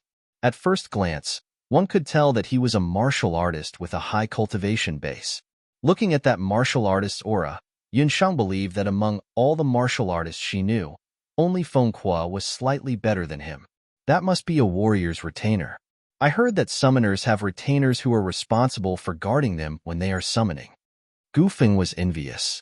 They actually met a summoner at tonight's stone gambling feast. Even if they didn't buy a suitable soul stone, it was still a worthwhile trip. The surrounding magicians and warriors were vigilant and fearful as they looked at the summoner and warrior duo. Looking at the style of their clothing, they didn't look like people from Zhou State. They didn't know what they were doing at Wanlong Gambling House tonight. Yun Sheng put away her curiosity. She was more interested in the stone gambling feast that was about to begin. Yun Sheng used a small price of 1 gold coin to inquire about the specific content of the stone gambling feast from the enthusiastic staff of the gambling house. The so-called stone gambling feast was indeed different from the jadeite and jade gambling that Yun Sheng had heard of in her previous life. She didn't see any uncut stones. The stone gambling at the stone gambling feast was the soul stones of magical beasts. Soul stones were extremely precious to magicians, warriors, and even summoners. They could be used to replenish consumed magic elements and do qi, and could also be inlaid on weapons and scepters. Among them, the soul stones of wild magical beasts were the most precious. For every stone gambling feast, the Wanlong Gambling House would provide 10 demonic beasts. Most of these demonic beasts had already lost their ability to resist and were either dead or about to die. However, they would at least be hunted down within 24 hours. The soul stones on their bodies would also be the freshest. Their grades were not fixed, and the quality of the soul stones on their bodies was also not fixed. Wanlong Gambling House would not inform the guests of the specific grades of the magical beasts beforehand. They couldn't even guarantee that every magical beast would have a soul stone on them. The guests who came to the stone gambling feast would first take turns to admire these magical beasts, and then auction which magical beast they liked.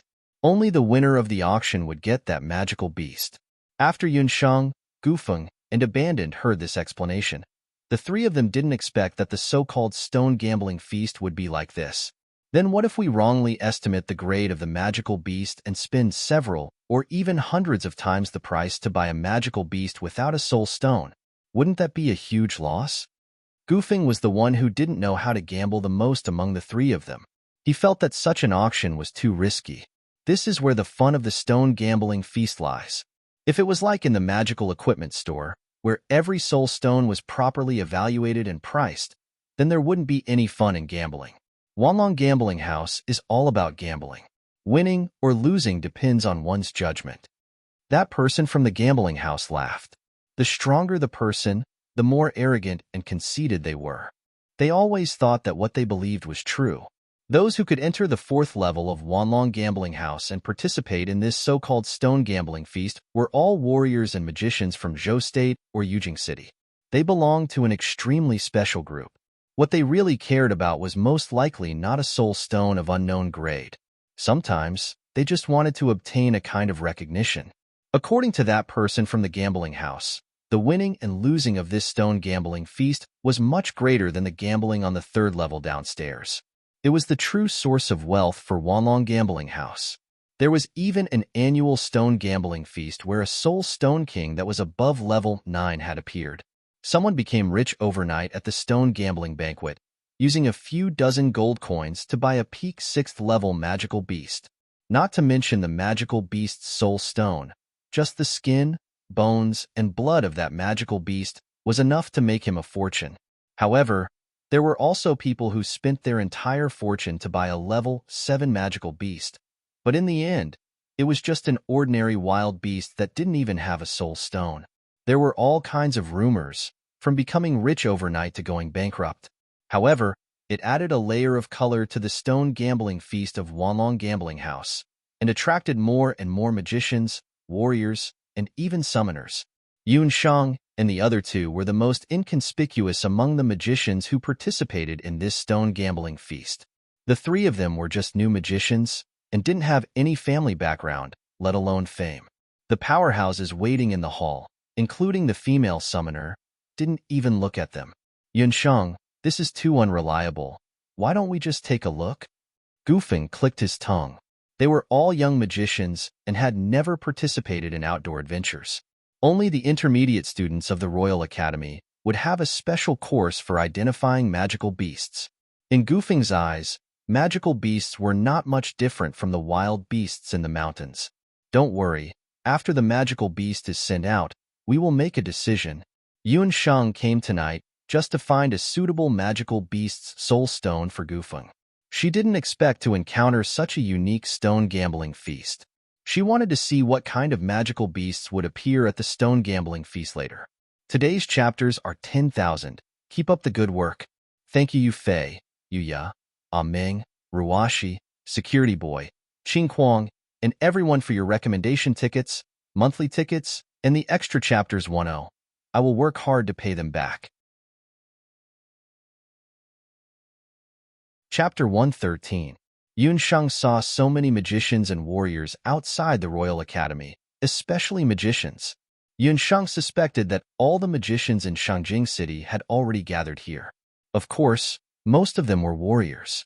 After all, Zhou State was a country ruled by martial arts, so the number of warriors was still the majority. Yun Shang's Shinnong pupil had broken through the microscopic level and reached the level of insight. Therefore, when she looked at people, her eyes were very sharp. She could roughly see the cultivation level of most of the magicians and warriors present, as long as their cultivation level was similar to hers. She could not see through them unless they were warriors or magicians who were more than 2 levels higher than her. The strength of the warriors was uneven. There were martial masters and revered martial artists who were 1 level higher. Most of the magicians were the same. A small half of them were magicians, and there were also some great magicians and master magicians. However, there were also a few people that Yun Shang could not see clearly. Among them, there was the female summoner and the retainer warrior beside her. Yun Shang guessed that these two people either used some special magic or special combat skills to hide their strength. After Yun Shang found out the strength of the guests present, she secretly calculated in her heart that she had to act in a low-key manner. Unless it was a last resort, she must not provoke these people. The stone gambling banquet has begun. The hall suddenly quieted down. During the time when Yun Shang was observing, the guests gathered in 2s and 3s. Yun Shang, Qi, and Gufeng chose an inconspicuous corner to stand. Boom! A magic fireball emerged from the ground. The fireball was like a ball of fireworks, exploding in the room. A magician wearing a magician's robe walked out of the fireball with a smile. The magician was a master magician. He had a handsome face and his eyes flashed with shrewdness. The warriors present disdainfully pursed their lips. What they hated most was magicians showing off their magic. Welcome to Wanong Casino. I am the magician of the casino, Long Hua. As the largest casino in the city, the identity of the owner of Wandong Casino had always been discussed by the outside world. However, no one had actually seen the owner of Wandong Casino. However, he had heard that the owner was extremely powerful and wealthy. Not only did he have the Wanlong guards under him, but he also had several master magicians under him, namely Long Hua, Long Bing, Long Tu, and Long Feng. Usually, the 4 master magicians would not appear in public. Only at this stone gambling banquet would one of them be seen. Long Hua waved his hand. He saw a few strong martial masters carrying the demonic beasts out. In one night, a total of 20 magical beasts were auctioned. Just as they had heard earlier, most of the magical beasts that Yunshang and the others saw were either dead or had just died.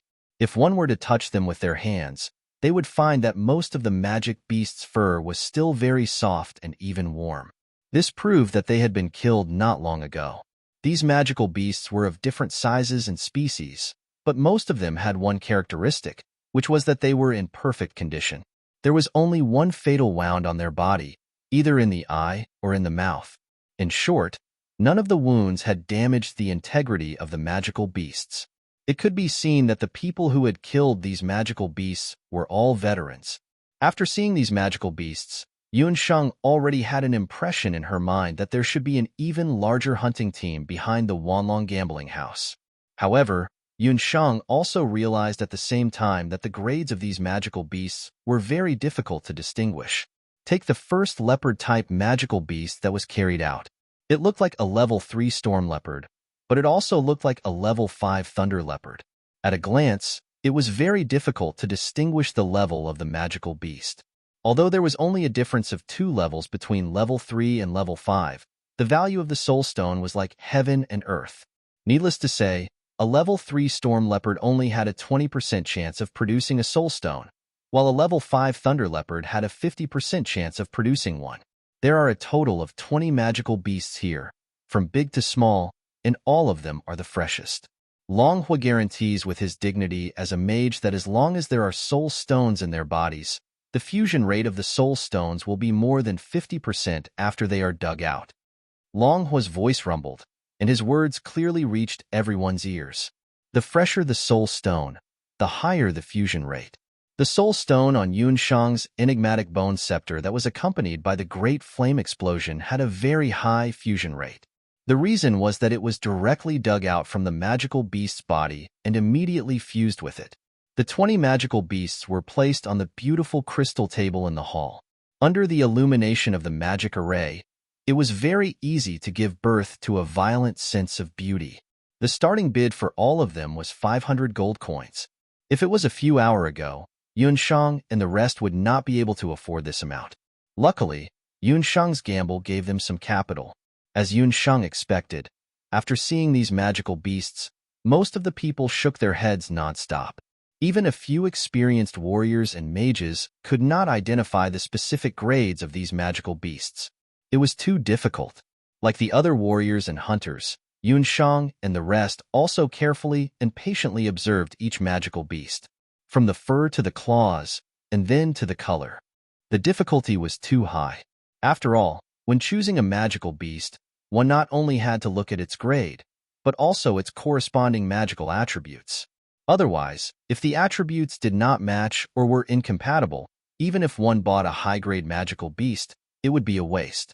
When they could not identify the specific grades of magical beasts, most of the people unanimously chose a conservative method, which was to choose magical beasts that were larger in size and more ferocious in nature. After all, the world of magical beasts was also incomparably cruel. The more ferocious a magical beast was, the higher its grade. Gufeng, which one do you like? Yunshang scanned the magical beasts around them. It's too similar at first. I thought that leopard was not bad, but when I looked at it, it looked like an ordinary mountain leopard. Gufeng was a typical person who had difficulty making a choice. Asking him to make a choice was undoubtedly more difficult than asking him to attend a combat magic class.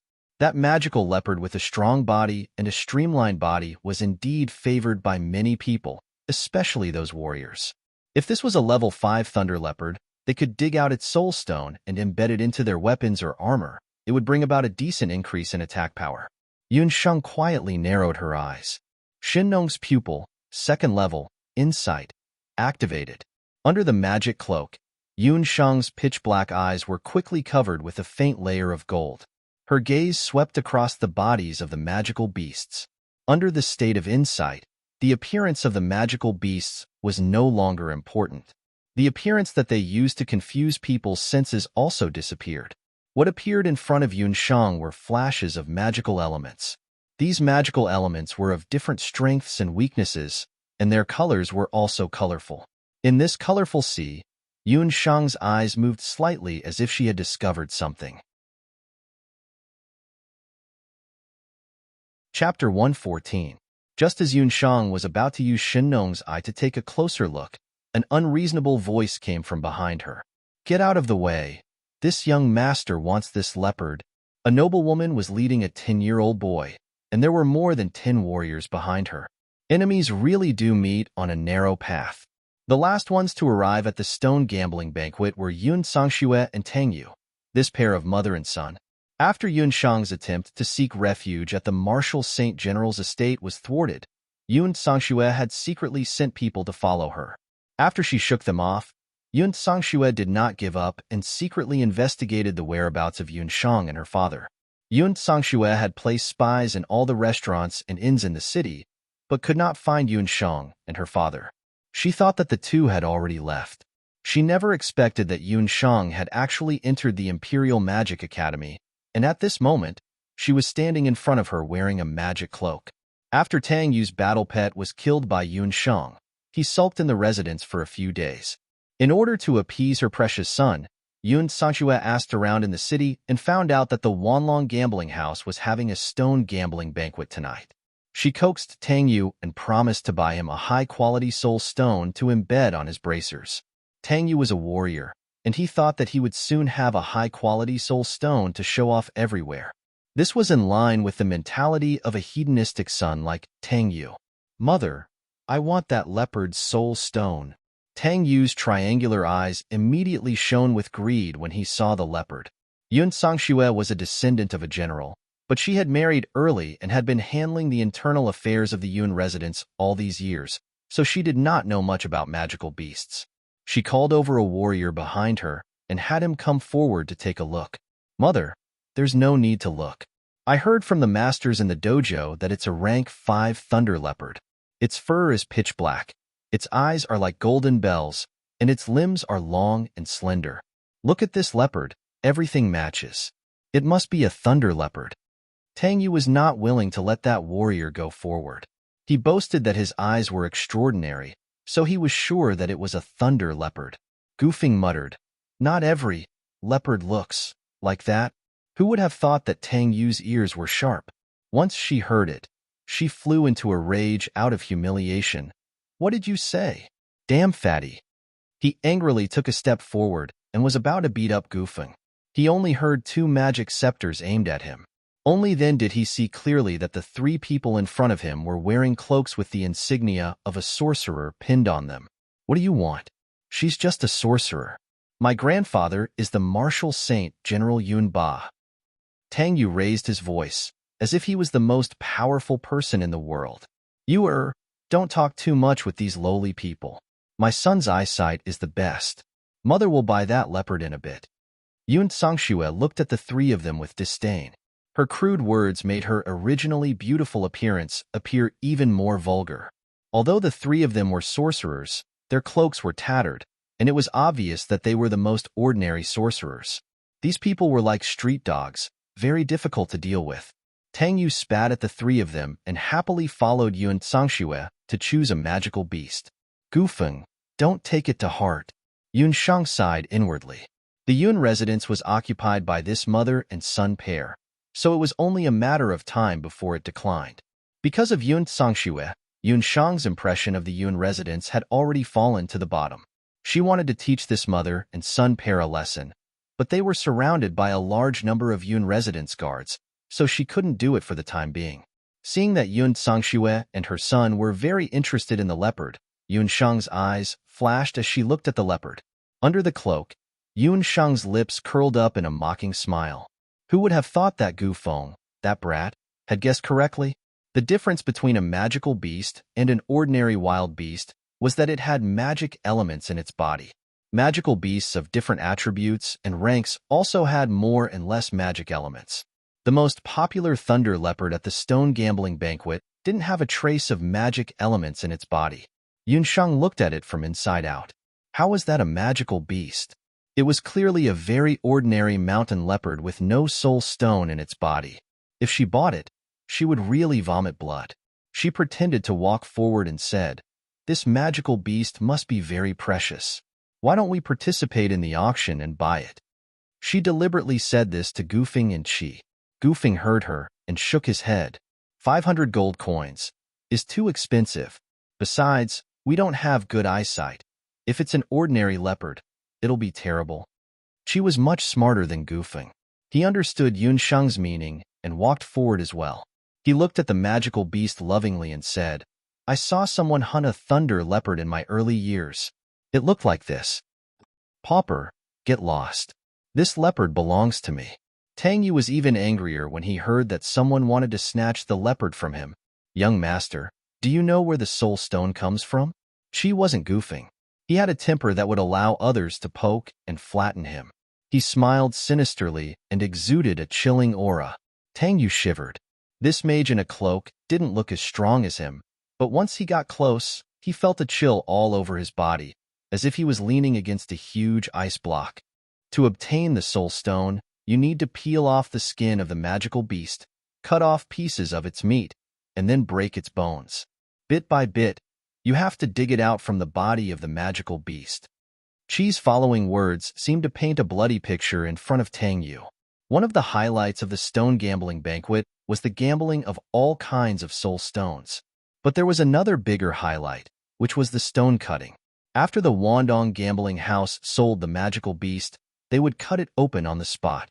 The winner of the auction could directly hand the magical beast over to the Wandong gambling house to be cut open, or they could dissect it themselves. But if they handed it over to the Wandong gambling house to be dissected, they would have to pay an extra 30% of the auction price as the stone cutting fee. Moreover, the Wandong gambling house couldn't guarantee the success of the stone cutting. After all, the higher the level of the magical beast, the harder it was to find the soul stone. The whole process of the stone cutting was very bloody, but it was also something that was hard to see outside. Those who had a weaker tolerance might not be able to bear it on the spot. Qi's cold voice made Tang Yu's limbs go weak for no reason, and he started to tremble without any backbone. Yunsheng, sounds scary. Gufeng was also scared out of his wits. He didn't expect there to be such a thing after the stone gambling event. Pfft, Yunsheng laughed when she heard that. She didn't expect Qi, that little brat, to be full of evil tricks even though he was usually cold on the outside. Looking at Tang Yu's appearance, he was probably scared out of his wits. Let's just watch. Actually, the stone cutting isn't something scary. Yunsheng stopped watching the show. She didn't forget that she was here today to find a suitable soul stone for Gufeng. Yunsheng looked around again and was disappointed to find that none of the magical beast soul stones matched Gufeng's magical attributes. Chapter 115. Retracting her gaze in disappointment, Yunsheng secretly observed everyone else's actions while Yun Sangxue and her son's attention was on the magical beasts like most of the guests. When entering the stone gambling banquet, Yunsheng was only paying attention to one person. It was that female summoner and the martial artist retainer beside her. With their cultivation, it was impossible for them to come to the Wanlong gambling house's stone gambling banquet just for the level 4 or 5 magical beasts. They must have received some news to participate in this stone gambling banquet. Yunsheng's observation further verified this point. Unlike the others, that female summoner didn't join in the fun to look at the most popular magical beasts. She only checked out the remaining magical beasts that didn't seem outstanding. Her gaze landed on a magical beast. It was a very ordinary wall tortoise. The wall tortoise was a level 4 magical beast. It was the size of a millstone and looked very heavy. Its movements were slow, and other than its strong defense, it didn't have any other advantages. How could such a magical beast attract the attention of a summoner? Could it be that this wall tortoise had something special? Yunsheng couldn't help but retract her gaze. Shinnong's eyes flickered. Yunsheng was slightly stunned when she saw it. She discovered something different under the wall tortoise's thick shell. 2 magical elements. There were actually 2 faintly discernible magical elements on this wall tortoise's body. Although it was very weak, Yunsheng suspected that there were at least 2 soul stones on that wall tortoise. Could it be that this level 4 magical beast was also a mutated magical beast? The last time at the Dark Moon Mountain Range, the C-class magical beast that Yunsheng and Donghuang Linger encountered was also a mutated magical beast. Mutated magical beasts weren't common on the continent, let alone mutated magical beasts that had two soul stones at the same time. That summoner couldn't possibly have Shinnong's eyes. She must have some other method to detect this, which was why she looked at the wall tortoise differently. Apart from Yunshang's Shinnong pupil, which allowed her to determine that the shield tortoise had two types of magic elements, the female summoner and the warrior could only vaguely guess that there was something wrong with the tortoise's body. Yunshang withdrew her gaze. After a round of selection, the guests had all chosen their ideal magical beasts. Yunshang, do you really want to gamble? Gufeng had a bitter look on his face. He had no clue about this pile of magical beasts. Abandon. What do you think? After the prank just now, Yunshang's impression of abandon had skyrocketed. Abandonment didn't answer, but the mischievous look in his eyes when he looked at the leopard made Yunshang understand. Since that leopard is so popular, of course we have to support it. As for the others, I'm afraid we won't be able to get them. Yunshang carefully glanced at the female summoner and the warrior squire beside her. The stone gambling banquet had begun. As expected, the most popular, fake thunder leopard, attracted the most attention. In order to prevent blind bidding, the Wanlong gambling house had made a complete arrangement. Each person could only participate in the bidding for 2 magical beasts at most, and each magical beast could only raise the price 3 times. If the number of times exceeded the limit, the bidding would be considered invalid. More than half of the guests chose to bid for that thunder leopard. Yunshang and the other 2 also symbolically bid twice. Although there were many people, in the end, they couldn't resist the wealth of the mother and son from the Marshal Saint General's residence. The final price of the 500 gold coins, fake thunder leopard, reached a shocking 15,000 gold coins. After the successful bid, Tang Yu's face was full of joy. Little did he know that he wouldn't even be able to cry later. Further down, the magical beasts in the venue were also auctioned off by different people. The wall tortoise that Yunshang and the female summoner were interested in was the third last item to be auctioned off. After more than 10 magical beasts had been auctioned off, there were only about 10 people left who were qualified to bid. Among them were Yunshang, who still had one chance to bid, the female summoner, who didn't bid at all, and a few guests who didn't manage to buy the magical beasts they wanted in the previous rounds. When the wall tortoise started bidding, the female summoner directly shouted, 1,000 gold coins. A warrior beside her shouted, 1,500 gold coins. Although they didn't see anything special about the wall tortoise, the female summoner's identity was too special. Everyone else was sure that there was something special about the wall tortoise. As the bidding continued, the price of the wall tortoise also increased from 1,000 gold coins all the way to 10,000 gold coins. As the bidding continued to increase, there weren't many chances left for the crowd to bid. Even the female summoner had already bid twice and only had one chance left. At this time, Yunshang and the other 2 still had one chance to bid. The female summoner's expression also became dignified. A few warriors who were bidding on the side clamored, "This is Zhou State. It's not the Penglai State's summoner's turn to touch the magical beasts here. We must get this magical beast." As soon as the voice fell, a sudden rush of energy passed by. Behind the female summoner, the retainer warrior suddenly exerted his strength. With a boom, his fighting spirit was like a flood. The chest of the provocative warrior caved in and his bones made a strange creaking sound. The warrior who was still speaking rudely a moment ago was now paralyzed on the ground like mud. He could only exhale but not inhale. After a series of gasps, Longhua's expression also changed. So strong. He was definitely a master of the Wuzun level. You too. Killing is strictly prohibited in the Wanlong Casino. Longhua's expression changed. An astonishing wall of fire surrounded the female summoner and the warrior. Just when the retainer Wu Zun killed the warrior and Longhua reprimanded him, the female summoner's beautiful face showed a touch of disdain. The summoning ring on her hand fluctuated with magic elements. She had finished chanting the summoning chant. An ice-blue magic array appeared beneath her feet, and the graceful glacier tiger leaped out. It was a rank 5 glacier tiger. Its body was not big, but its whole body flashed with a murderous aura. The glacier tiger leaped over the wall of fire. The wall of fire, which had been burning fiercely like oil, was immediately frozen. The appearance of the glacier tiger calmed the guests down. That was a summoned beast. A real summoned beast. It was not an ordinary war pet. It was a summoned beast that was almost the same as its master. This female summoner came prepared. Her retainer warrior was very strong. She could summon a mid-level or higher summoned beast. She must be a scepter-level summoner. In a place like the Great Zhou country where summoners were rarely seen, the appearance of a real summoner was without a doubt shocking. This person dared to talk back to Master Bingling. He deserves to die. Listen, we are people from Penglai. We participated in this stone gambling banquet to find a suitable soul stone. If anyone dares to provoke us again, he will be the best example. The warrior retainer snorted coldly. Penglai. They were actually from Penglai, a country famous for producing summoners. Thank you 36375612, Waning Moon, and Ruashi for your tips. There will be more updates this afternoon. Chapter 116. There were 5 countries and 1 capital in the boundless continent, and each country had its own characteristics. Zhou State was famous for its martial arts, but its martial arts talents had withered in recent years.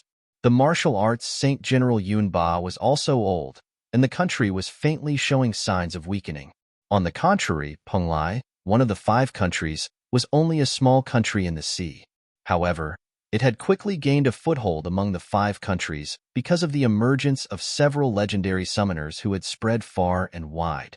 The summoners of Penglai were strong not only because their summoners were strong, but also because they had another characteristic. After each summoner's ability was awakened, they would obtain a loyal retainer warrior from the National Martial Arts Center according to the national regulations. This retainer warrior would be inseparable from the summoner. Before the summoner could truly take charge, the retainer warrior would protect him or her with his or her life. In this way, the safety of all summoners from Penglai was greatly guaranteed, and their growth would be particularly fast. There were even rumors that the real power behind Penglai was the current Zhou State. This person died in the Wanlong Casino. I will explain to the Zhou State government. Continue bidding. The female summoner was very arrogant. After this incident, no one dared to bid against the female summoner. In the end, the shield tortoise was bought by the female summoner at the price of 10,000 gold coins. Most of the guests didn't leave, and many people weren't disappointed that they didn't buy a suitable magical beast. After all, there were only 20 magical beasts. Compared to the hundreds of guests, there were too many monks and too little porridge. One of the reasons most people came to the stone gambling banquet today was to stay and see the real climax of the stone gambling banquet, stone cutting. Yun Shang and the other 2 were no exception. Stone cutting was to take out the most valuable part of the magical beast. The Wanlong Casino would cut the stone. After all, there weren't many people present who were really good at stone cutting. It wasn't expensive to pay 30% more for the stone cutting fee. No one knew where the soul stone grew in the magical beast. Only the most experienced hunters knew how to cut the stone. Who knew that when it was Tang Yu's turn, he shouted loudly, "This young master wants to do it personally." It turned out that he had been frightened by the abandonment just now and felt that he had lost face. He wanted to personally go and open the stone to save his face. Yun Sheng snickered in her heart. This Tang Yu really had a pig's brain. He really felt that he hadn't lost enough face. Seeing that their young master was determined to personally cut the stone, the guards of the general's residence carried the leopard to a crystal table used for cutting beasts. Tang Yu held a sharp dagger, and under the guidance of others, she cut open the leopard's skin. The smell of blood rushed up, and Tang Yu almost vomited. In order to prove that he was a descendant of a family of generals, Tang Yu forced himself to hold his breath. When the saber went down, other than his internal organs and flesh, there was no soul stone in his mangled chest. Maybe it's in the heart. I've heard that the spirit stones of the leopard family magical beasts are usually in the vital parts. Tang Yu didn't think twice and stabbed the knife in his hand into the leopard's heart. There was a puff. The heart exploded and a pool of blood sprayed onto Tang Yu's face. Tang Yu's mouth and face were covered in blood. His expression was uglier than if he were crying. Yun Sangxue couldn't keep her face. The guard beside her couldn't stand it anymore and reminded her in a low voice, "Madam, that's just an ordinary leopard. Let the young master not embarrass himself anymore." "Are your dog eyes blind?" You can't even recognize an ordinary wild beast and a magical beast. What's the point of the general's residence raising you? Yun Sangxue slapped him. Tang Yu, that rascal, also jumped down the ladder when he saw it. He cursed, "You blind thing, causing your young master, me, to spend a lot of gold coins to buy a leopard. A leopard and a bumpkin. They really were a match made in heaven." Seeing that the mother and son of the Marshal Saint General's residence were so outrageous, pushing all the blame onto the guard even though it was clearly their own fault for misjudging a magical beast and a wild beast. The onlookers at the side couldn't help but shake their heads. Everyone thought in their hearts that it was truly the family's misfortune. Old General Yun Ba's illustrious reputation was without a successor. Tang Yu stood to the side dejectedly. He didn't succeed in his stone gambling, so he naturally thought that others deserved to be unlucky as well. However, the magical beasts that the next few people bought all followed the rules. Under the stone cutting of the Wandong gambling house, they each obtained a few level 3 and level 4 soul stones. Finally, it was the female summoner's wall tortoise's turn. Among magical beasts, tortoises had the strongest defense. That tortoise shell was so hard. What kind of weapon would be used to break it open? That was what everyone present thought. Tortoise magical beasts actually had another characteristic. Not only was their defense strong, especially after a magical beast died, its shell would cool down and become incomparably hard. Only an extremely powerful warrior, or even a magus proficient in lightning, would be able to split it open. Generally speaking, the magical attributes of the summoned beast and the summoner were the same. The female summoner just now had summoned a water-type and ice-type magical beast. She was also a water-type magus. Lady Summoner, I'm sorry to tell you this. We can't guarantee that we can successfully dissect this wall tortoise. Longhua seemed to have already known that this wall tortoise was difficult to deal with. He didn't wait for the female summoner to speak and directly shirked the responsibility. No matter, I'll deal with it myself. The female summoner seemed to have been prepared. She had killed someone at the Wandong gambling house, so the other party naturally wouldn't treat them kindly. She raised her hand, and there was a bluish-purple round pearl in her hand. The pearl wasn't big, but there was a bluish-purple lightning rune flashing on its body. That bolt of lightning seemed to be alive as it kept pulsating in the pearl. The Thunderbolt Pearl is an intermediate-level magic weapon, the Thunderbolt Pearl. It's said that as long as you have the Thunderbolt Pearl, even if you're not a lightning-type magus, you can attract the power of lightning to help you. When the female summoner took out the pearl in her hand, there was an uproar all around. Intermediate-level magic weapon? When Yun Shang was in the Fire Rock Village, she had been plotted against by Ding Lei with a low-level magic weapon. Low-level magic weapons were much weaker than intermediate-level magic weapons. Intermediate-level magic weapons often contained power that was not lower than intermediate-level magic. Correspondingly, intermediate-level magic weapons were also much more expensive. This pearl, called the Thunderbolt Pearl, was an intermediate-level magic weapon. It was just that he didn't know why the female summoner took out the Thunderbolt Pearl at this time. The female summoner held the Thunderbolt Pearl in her hand and raised the magic scepter in her hand high. She chanted in a low voice. The pearl floated in the air, and lightning-type magic elements filled the air. A bolt of lightning about the size of an arm broke out of the pearl. The bolt of lightning was like a streak of purple lightning, hitting the back of the wall tortoise. On the incomparably hard wall tortoise shell, a crack appeared under the power of the lightning. 3 consecutive lightning flashes struck the crack with unparalleled accuracy. The sturdy tortoise shell finally broke open, and a soul stone rolled out from within. The female summoner was overjoyed and hurriedly went forward to pick up the soul stone. Chapter 117. Half of the wall tortoise's soul stone was crimson, while the other half was emerald green. It looked like a fine jade, completely different from the ugly appearance of the wall tortoise. The guests present sighed. Some regretted, and some coveted it. At this moment, everyone knew that the female summoner had obtained a precious fire and wind dual soul stone. Dual soul stones were considered one of the most precious types of soul stones. One soul stone contained 2 magic elements at the same time. There was only a 1 in 100,000 chance that a mutated magical beast could produce a dual soul stone. The female summoner was wild with joy. She felt that the 10,000 gold coins she had spent earlier was well worth it. Although everyone coveted and envied her, no one dared to make a move. Not to mention the power of the Wandong gambling house. The strength that the female summoner had displayed earlier made them not dare to have any improper thoughts. Just as the female summoner was rejoicing, Yunshang acutely sensed that a trace of mockery floated in the eyes of the master magician called Long Hua. Crack. There was an extremely soft sound. Under everyone's watchful eyes, the red and green dual soul stone shattered. She had thought that she was clever and used the power of lightning to split open the hard shell of the wall tortoise to obtain the soul stone. However, the power of lightning had also passed through the wall tortoise and acted directly on the soul stone. It was expected that the soul stone would be split in half. The smile on the female summoner's lips instantly froze on her face. Her face turned green and purple. Damn it! You already knew that the power of lightning would damage the dual soul stone. The female summoner's joy turned into anger. She changed her face faster than flipping a book. She was furious and questioned Longhua. Guest, please watch your words. I respect you as a guest, so I won't pursue the matter of you injuring people earlier. However, if you repeatedly offend the dignity of the Wandong gambling house, then don't blame us. Then don't blame my Wandong gambling house for being impolite.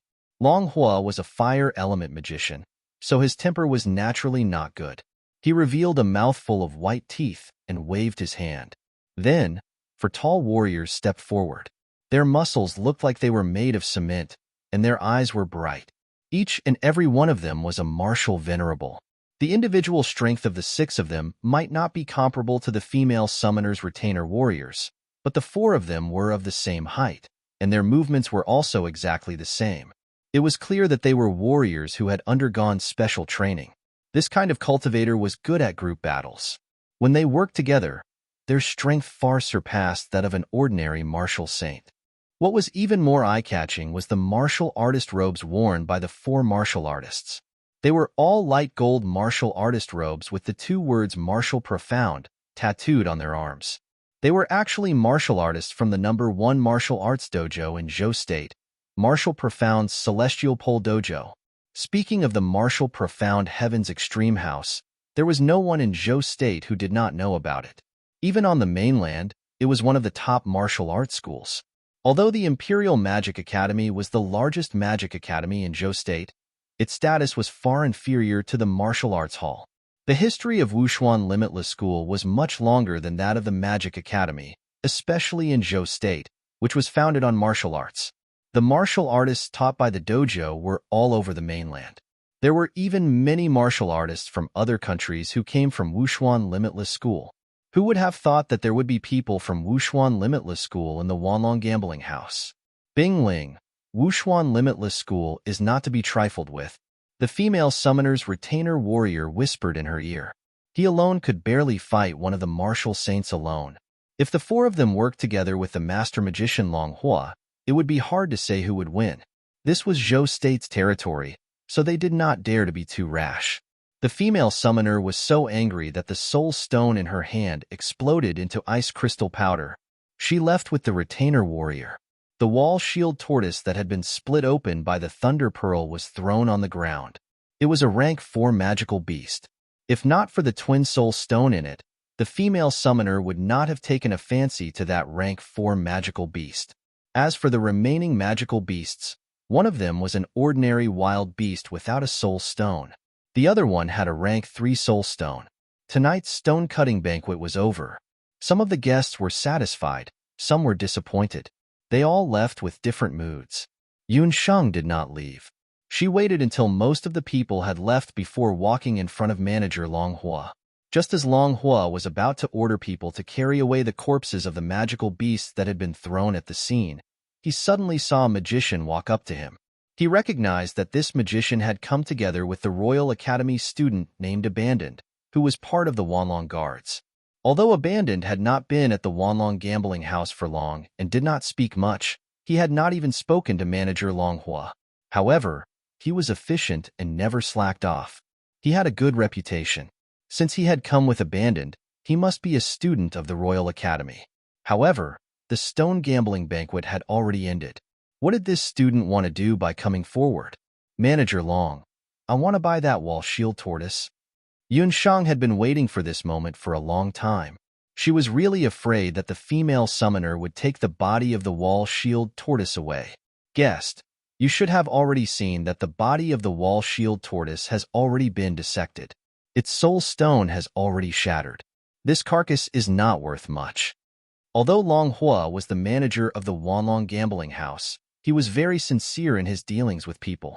He had also taken note of Yunshang and the rest earlier on. They had not really participated in the bidding and had only competed with young Master Tang Yu of the Yun residence a few times. It could be seen that they were not from the imperial family or the young masters and young mistresses of wealthy merchants in the Imperial Academy. Manager Long, I only bid twice just now.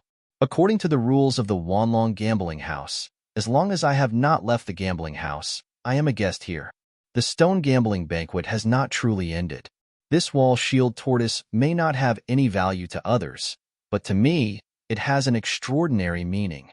Although Yunshang was wearing a magic cloak, Long Hua could not see her expression clearly. However, from her unusually bright eyes and firm tone, an aura that was completely different from her age and identity was revealed. This aura affected Long Hua imperceptibly. Long Hua could reject Yunshang, but what she said was not wrong. What a guest wanted to buy was indeed not the gambling house's business. Yunshang had not left the gambling house yet, so she did have one more chance to bid. Long Hua could not help but suspect that Yunshang had already planned this beforehand. She had held back from bidding until the female summoner had failed to retrieve the stone and left the Wanlong gambling house on bad terms. Only then did she propose her own deal. However, how could she have guessed that the female summoner would definitely fail to retrieve the stone? Could it be that she had such a terrifying shrewdness at such a young age? All sorts of guesses emerged in Long Hua's mind. Just as he was guessing, Yunshang, who was standing in front of him, did not move. The pair of dark eyes under the magic cloak were as firm as ever. However, this also made him even more curious. He wanted to know how exactly Yunshang was going to deal with this wall shield tortoise. This level 4 tortoise beast had troubled the Wanlong gambling house for a long time. Alright, I agree to sell this wall shield tortoise to you. However, I have a request. You must tell me how you want to deal with this wall shield tortoise.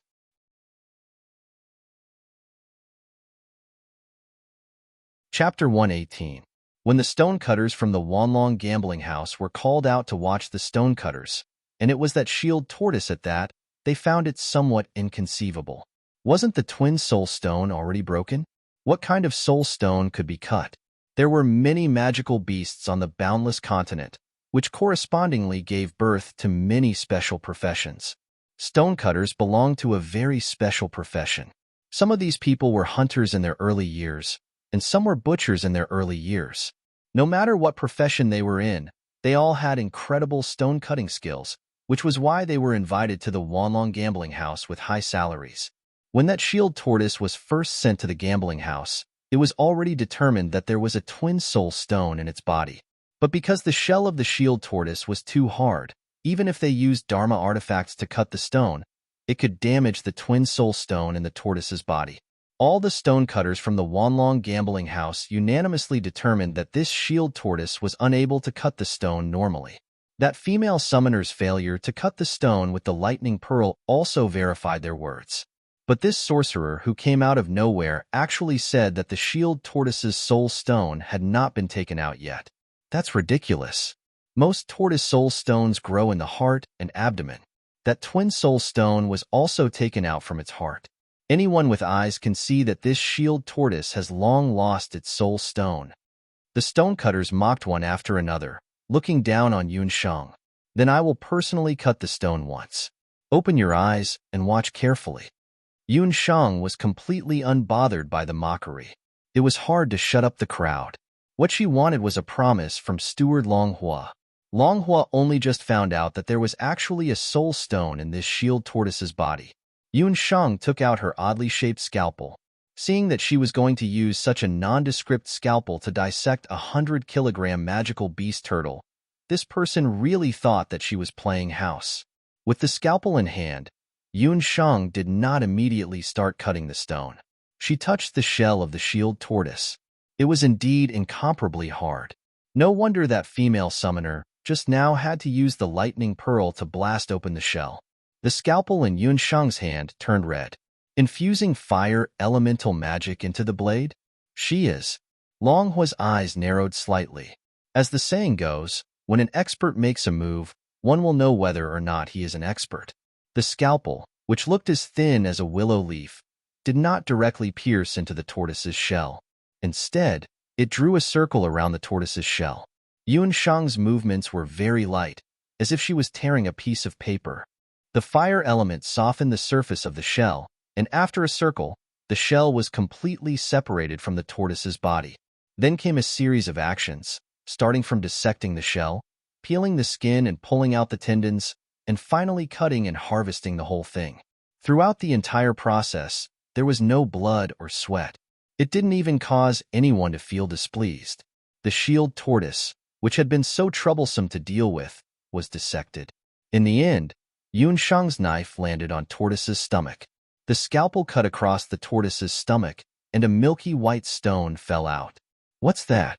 Everyone was shocked. The color of the stone, as well as the magic elements surrounding it. It was really a soul stone. A soul stone from a rank 5 lightning eel, light element. Long Hua hurriedly found someone to confirm the soul stone, and the result was out of everyone's expectations. What is going on? How could a rank 5 magical beast's soul stone appear in a rank 4 magical beast's body, and it was in its stomach? They had never heard of a magical beast's soul stone growing in its stomach.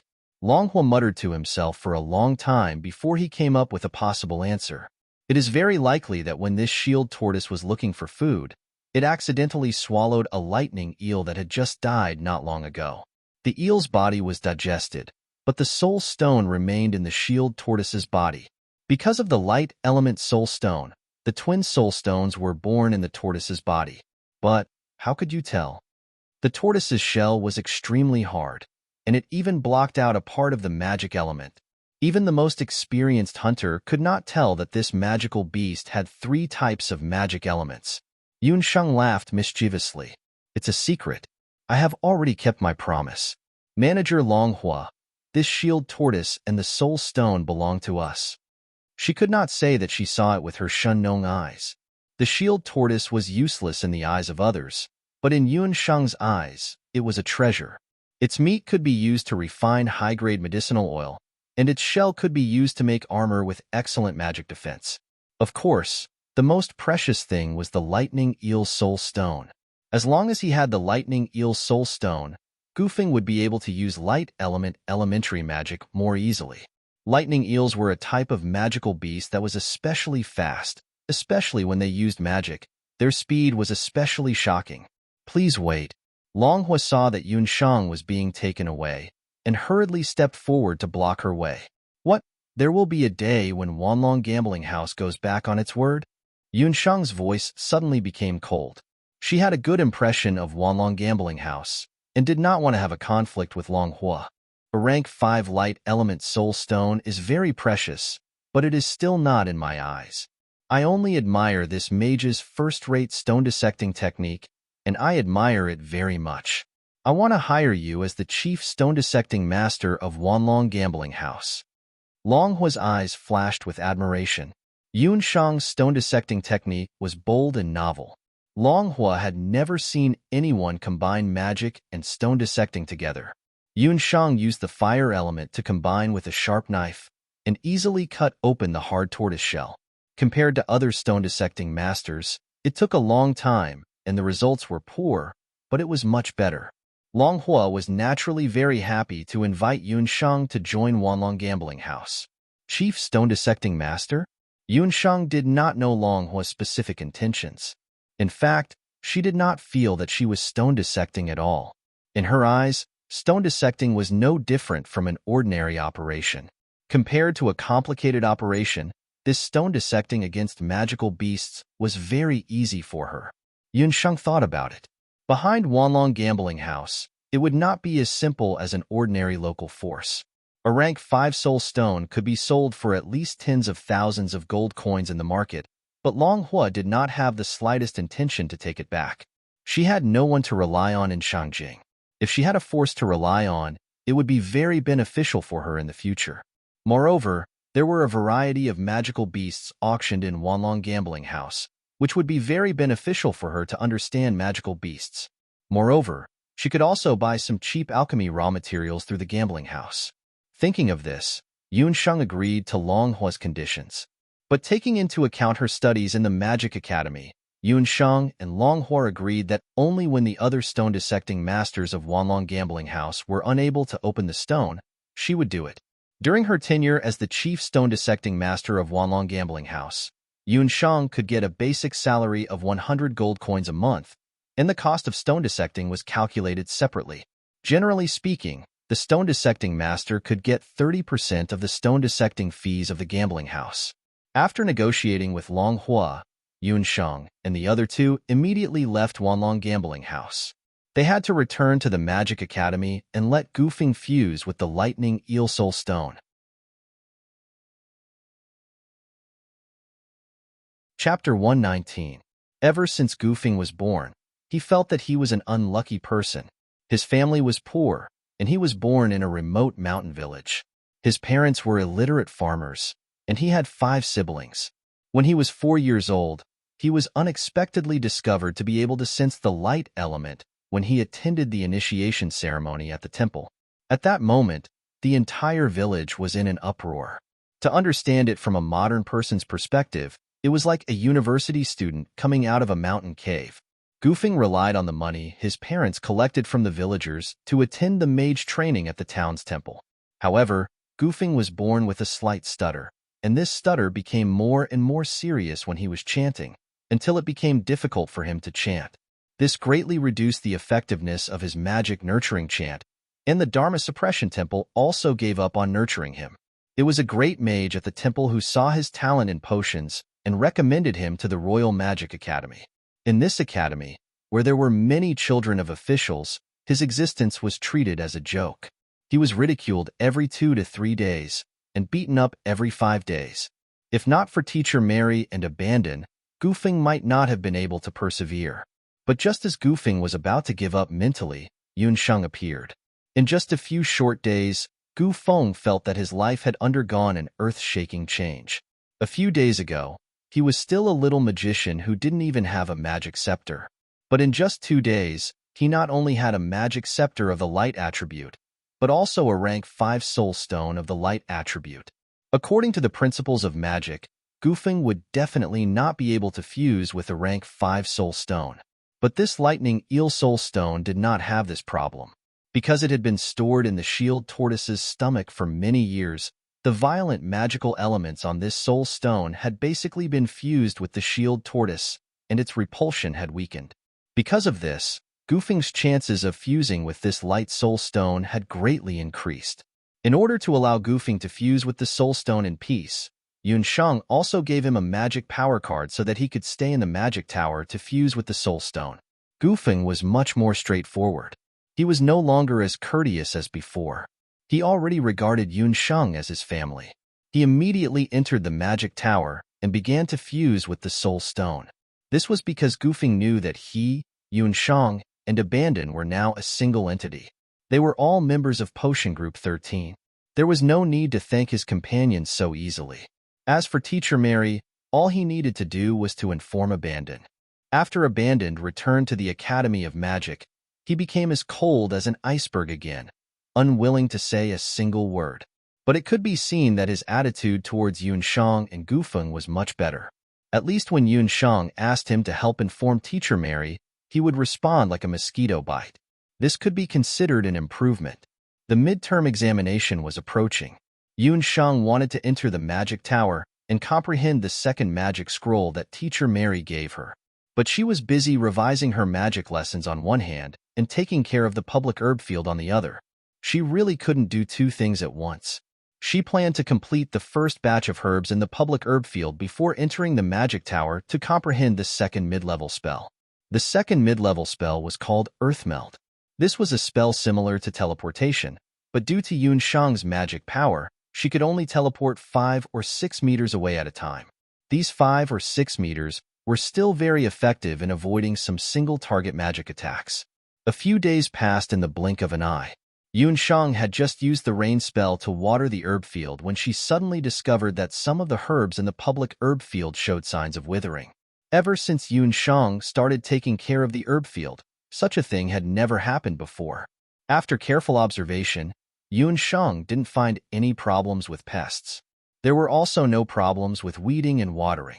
Yun Shang couldn't help but frown. Shen Nong's eyes flickered slightly as she stared intently at a stalk of herb. The emerald green exterior of the herb gradually turned into a piece of tendon. Yun Shang noticed that the herb that looked undamaged on the outside was wriggling with tiny ant-like black magic elements. Upon closer inspection, she discovered that it wasn't a simple black magic element, but a type of magic bug. Shen Nong's eyes returned to their black color. Yun Shang sank into deep thought. Someone was up to no good. Almost immediately, Yun Shang thought of it. Someone had tampered with her herb field, and the person who tampered with it probably didn't have a simple background. They actually knew how to use magic bugs of the dark attribute to frame her. On the boundless continent, there weren't many magic beasts of the dark attribute. Therefore, they were also very precious and wouldn't appear in the herb field of the Royal Magic Academy on a large scale. This type of magic bug, if it was an ordinary magic academy, would definitely not be able to detect it with just a pair of eyes. Even some experienced magicians, if they didn't study dark magic, would not be able to detect that the herbs had been tampered with. But Yun Shang was different. She had 5 magic spirits, and one of them was the dark magic spirit. Her perception towards the dark energy was much stronger than the average person. Adding on the Shen Nong's eyes, she naturally discovered this type of dark magic bug. It was a type of dark magic bug that was good at concealing its body and magic aura. They only gathered at the vital parts of the herb, from the bud to the root, and the speed of reproduction was very shocking. Currently, Yun Shang had only discovered 1 or 2 acres of the herb field, but if she had discovered it a little later, the entire herb field would have been destroyed. In a few months' time, before the final examination, Yun Shang would have to hand over the first batch of public herbs to the academy. The person who did this definitely didn't want Yun Shang to hand over the herbs successfully, so they tampered with it in the dark. What Yun Shang wanted to do was to catch the culprit. But before that, there was a more thorny problem for her to solve, which was how to get rid of the bugs. Like in the past, Yun Shang only needed to use the trillium hand to catch the pests. But this time, the pests were inside the herbs. If she uprooted the pests, it would definitely affect the growth of the herbs and the harvest in the future. But if she didn't remove them, the pests would spread like a plague. The person who did this was very vicious. This type of bug wouldn't kill the herbs directly. It would only eat away at the nutritional value of the herbs. It would cause the original first-grade herbs to become second-grade or even third-grade useless herbs. Who exactly did she offend? Yun Shang quickly recalled that day in the herb field. The vice president of the Magic Combat Association, Chun Lianer, and Song Xiangru. Previously, when she rejected their invitation to join the Magic Combat Association, the two of them actually didn't take revenge. Yun Shang thought about it now. Only those 2 domineering young ladies from rich families would be willing to use the precious dark magic bug to frame her. Yun Shang pondered for a moment and decided to go to the Academy's library to look for relevant information. She wanted to see if she could find a way to get rid of the dark magic bug without damaging the herbs.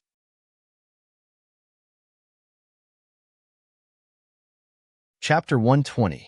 The Royal Magic Academy's hidden book pavilion was known as the Great Zhou country's most abundant magic book treasury. Of course, this was only a title. Who told the Great Zhou country's magic to be lacking? It couldn't be that complete. Yun Shang had already noticed this when she entered the library. The library was divided into 2 floors. The first floor was the library that was open to the public. The environment here was quiet and elegant.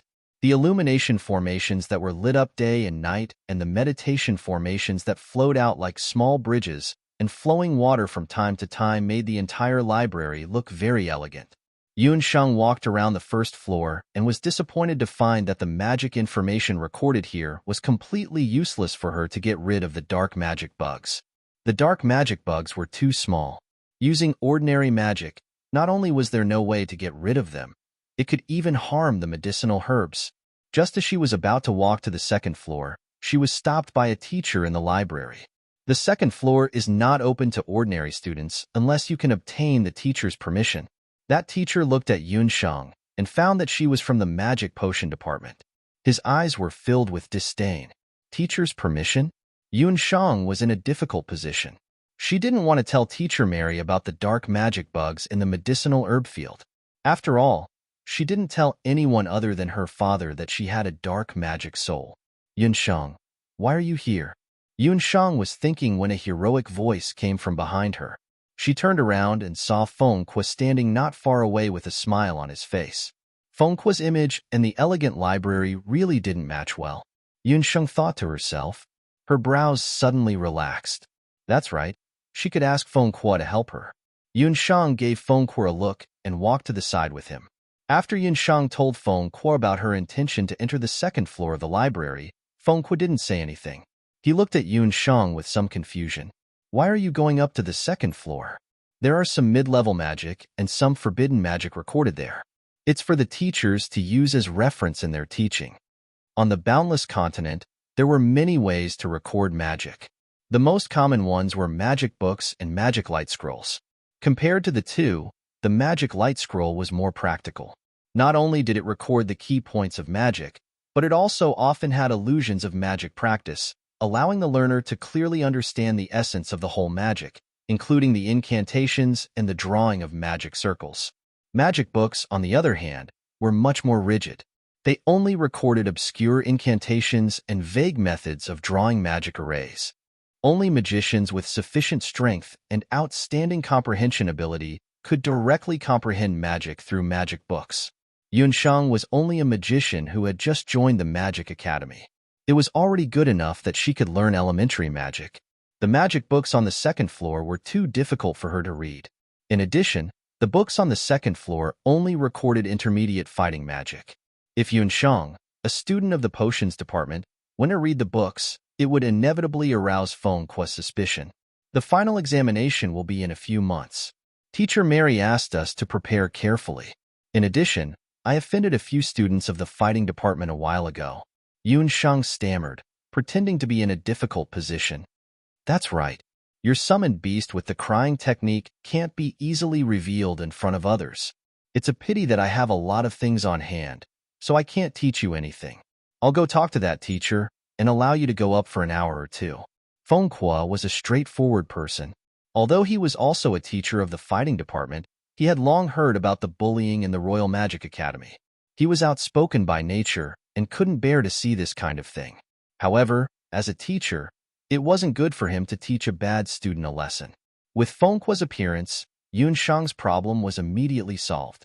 Before Yun Shang went upstairs, the teacher in charge of the library reminded her, "You can read most of the books, but there are some books that are forbidden by the academy. If you don't have special needs, don't casually flip through them." Yun Shang's heart skipped a beat. She thought that those so-called forbidden books were most likely the books on dark magic that she was looking for. She vaguely nodded her head and walked up to the second floor. The layout of the second floor of the library was similar to that of the first floor.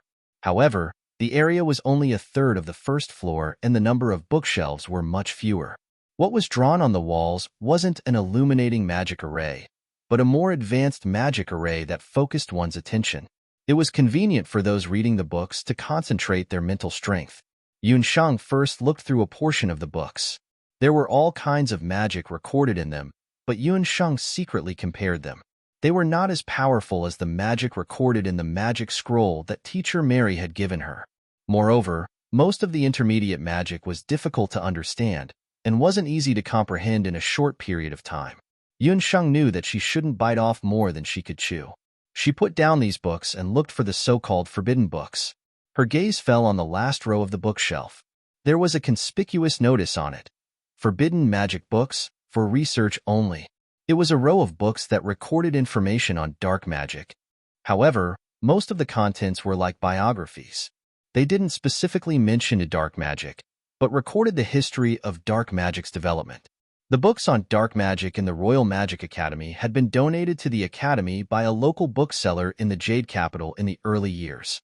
After the Academy checked and confirmed that there were no records of dark magic, they were casually placed aside for the use of teachers in their classes. However, in order to prevent young students from being misled by the history of dark magic, these books were still labeled as forbidden books. They were strictly prohibited from being privately borrowed. Yun Shang was bored to death as she read a few pages of the history of dark magic. Just as she was about to put the book back, a small piece of paper that looked like a notebook fell out of the book. The small piece of paper was only the size of a leaf. The paper had already turned yellow, but the messy runes written on it were still bright. The red runes seemed to have a fishy smell. Just looking at them made one's hair stand on end.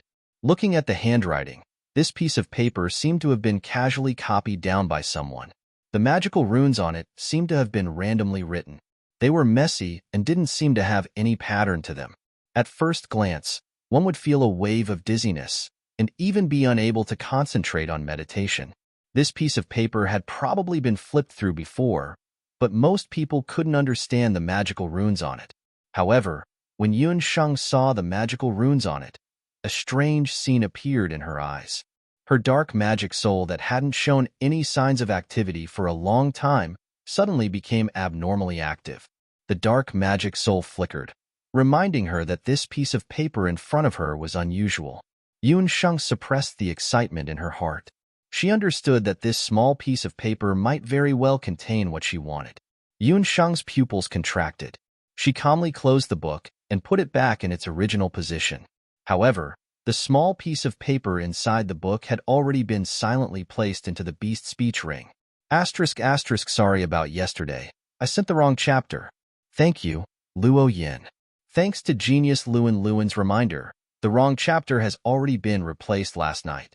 ***, sorry. I've been a little dizzy recently. To express my apologies, I'll try my best to write more today. ***.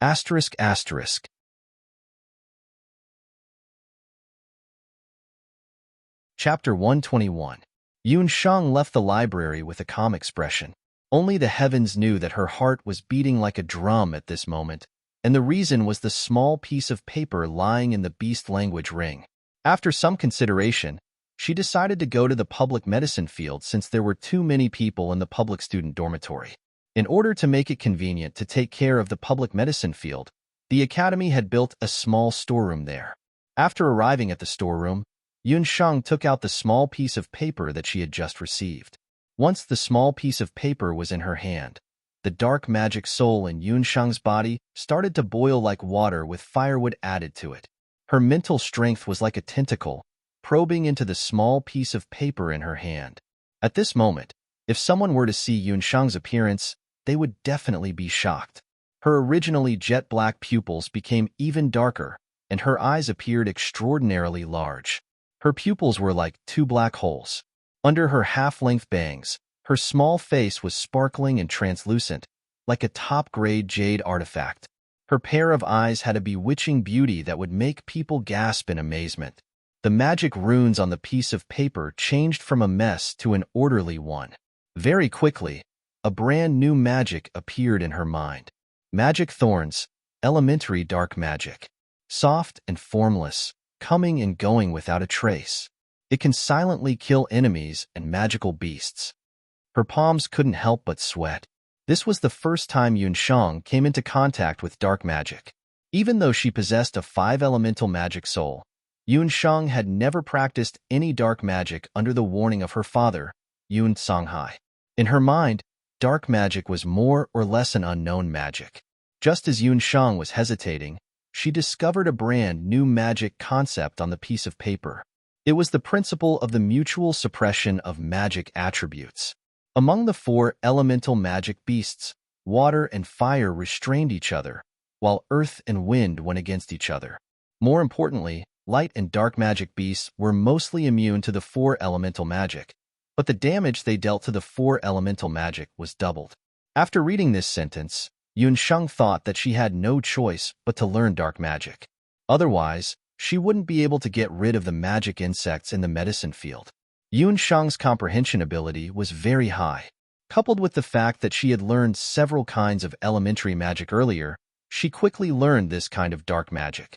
They came to an open space outside the public medicine field. Yun Sheng wanted to test the difference between the mysterious dark magic and ordinary earth magic. From the magic records, this beginner-level magic called Dark Magic Thorns didn't seem to be much different from the earth thorns that Yun Sheng had already mastered. Yun Sheng found 2 rocks that were about the same size. She planned to use the earth spike and the dark devil thorn to test them out and see if there were any differences between the two. Yun Sheng had used the earth spike countless times and was very proficient in chanting. Yun Sheng had been cultivating in the magic tower for a while, and her magic power had increased. She could instantly release 2 earth spikes at once. With a burst of earthquake, the brownish-yellow earth spikes pierced through the rocks one after another. A rock weighing tens of kilograms was instantly pierced into 4 pieces. Now, she wanted to test out the power of the dark devil thorn that she had just learned. Yun Sheng chanted. After a quiet sound, she felt a slight fluctuation. The rock in front of her didn't have any movement. Could it be that the dark magic's effect was worse than the earth spike? Yun Sheng was depressed. She walked forward to take a look. As soon as he touched the rock, it shattered into pieces and turned into a pile of ashes. Yun Sheng was shocked. If she didn't see it with her own eyes, she definitely wouldn't believe that a rock could be shattered into pieces in an instant. What a tyrannical dark devil thorn. This was her first time using it. If she was proficient in it in the future, not to mention a rock, she was afraid that even a magic beast would be stabbed into internal injuries in an instant. Yun Sheng's heart skipped a beat. She suddenly thought that the principle of the dark devil thorn seemed to be similar to her soul-healing divine needle. If she were to merge the two together, she wondered what the effect would be. If she could merge the two together, it would be able to conceal the traces of the dark magic. However, Yun Sheng wasn't in a hurry to merge the two together. She was more anxious to know if the dark magic that she had just learned would have any effect on eliminating the dark devil insects in the medicinal field. Yun Sheng had tried to use the earth spike and other magic to kill the dark devil insects earlier. However, it only destroyed the medicinal plants while the dark devil insects inside were unharmed. Right now, she could only try using the dark devil thorn. Walking to the front of the public medicinal field, Yun Sheng chanted the dark devil thorn. A hidden force that couldn't be seen by the naked eye entered the medicinal plants. The dark devil thorn that was as fine as a hair instantly pierced through the medicinal plants like a flash of lightning. The stubborn dark devil insects in the roots and stems of the medicinal plants were pierced through by the dark devil thorn. It was like a thick fog that was exposed to sunlight. The moment the dark devil thorn pierced through the dark devil insects, Yun Sheng felt a surge of dark magic element entering her body. This feeling was similar to the dark devil magic element that Yun Sheng had obtained after meditation. The dark devil magic element in the bodies of the dark devil insects that had been eliminated actually flowed into Yun Sheng's body, along with the use of the dark devil thorn. Yun Sheng was overjoyed.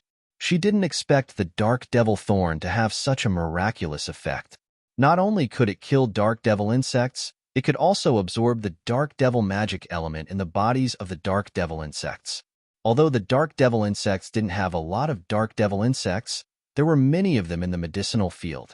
After repeated experiments, not only did the dark devil magic element in Yun Sheng's body not decrease, her dark magic soul even grew a little. In order to test if the dark devil thorn could work on any type of magical creature, Yun Sheng repeated the experiment a few times.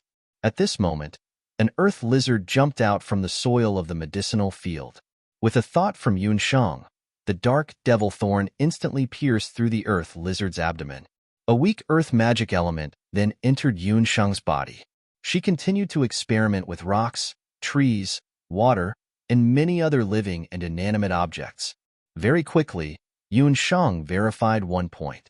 Not only could the dark devil thorn kill enemies invisibly, it could also absorb the dark devil magic element in any magical creature's body.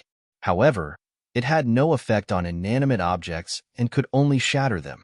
As for whether this dark devil magic was effective on humans, Yun Sheng didn't know yet. There wasn't much time left until the midterm examination. Yun Sheng decided that she could use the dark devil thorn to test out its effects during the midterm examination.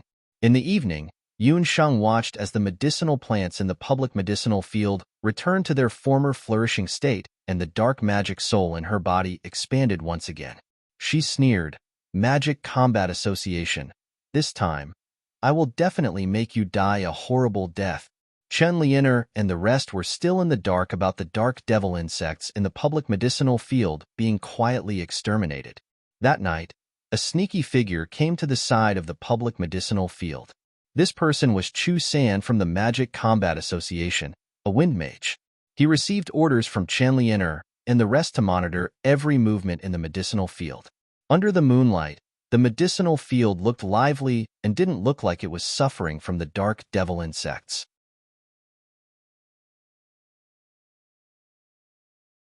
Chapter 122. When Chu San saw that the herbs in the field were all growing well, he thought that his eyes were playing tricks on him. A few days ago, he had come to take a look, and at that time, many of the herbs in the field had already withered. A faint green wind element surged around his body. As a wind elemental mage, Chu San's most powerful skill was his agility. At night, he looked like a human-shaped bat. Chu San and the others landed on the empty ridge of the public field. He carefully looked around, and after making sure that there was no one around, he walked into the medicinal field with relief. Chu San looked carefully again. Under the moonlight, the herbs were still green and full of vitality. There was no sign that they were infested. Could it be that the magic bugs bought by the vice president did not work?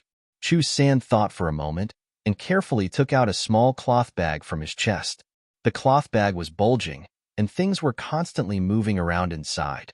"Little darlings, the vice president's orders are all in your hands."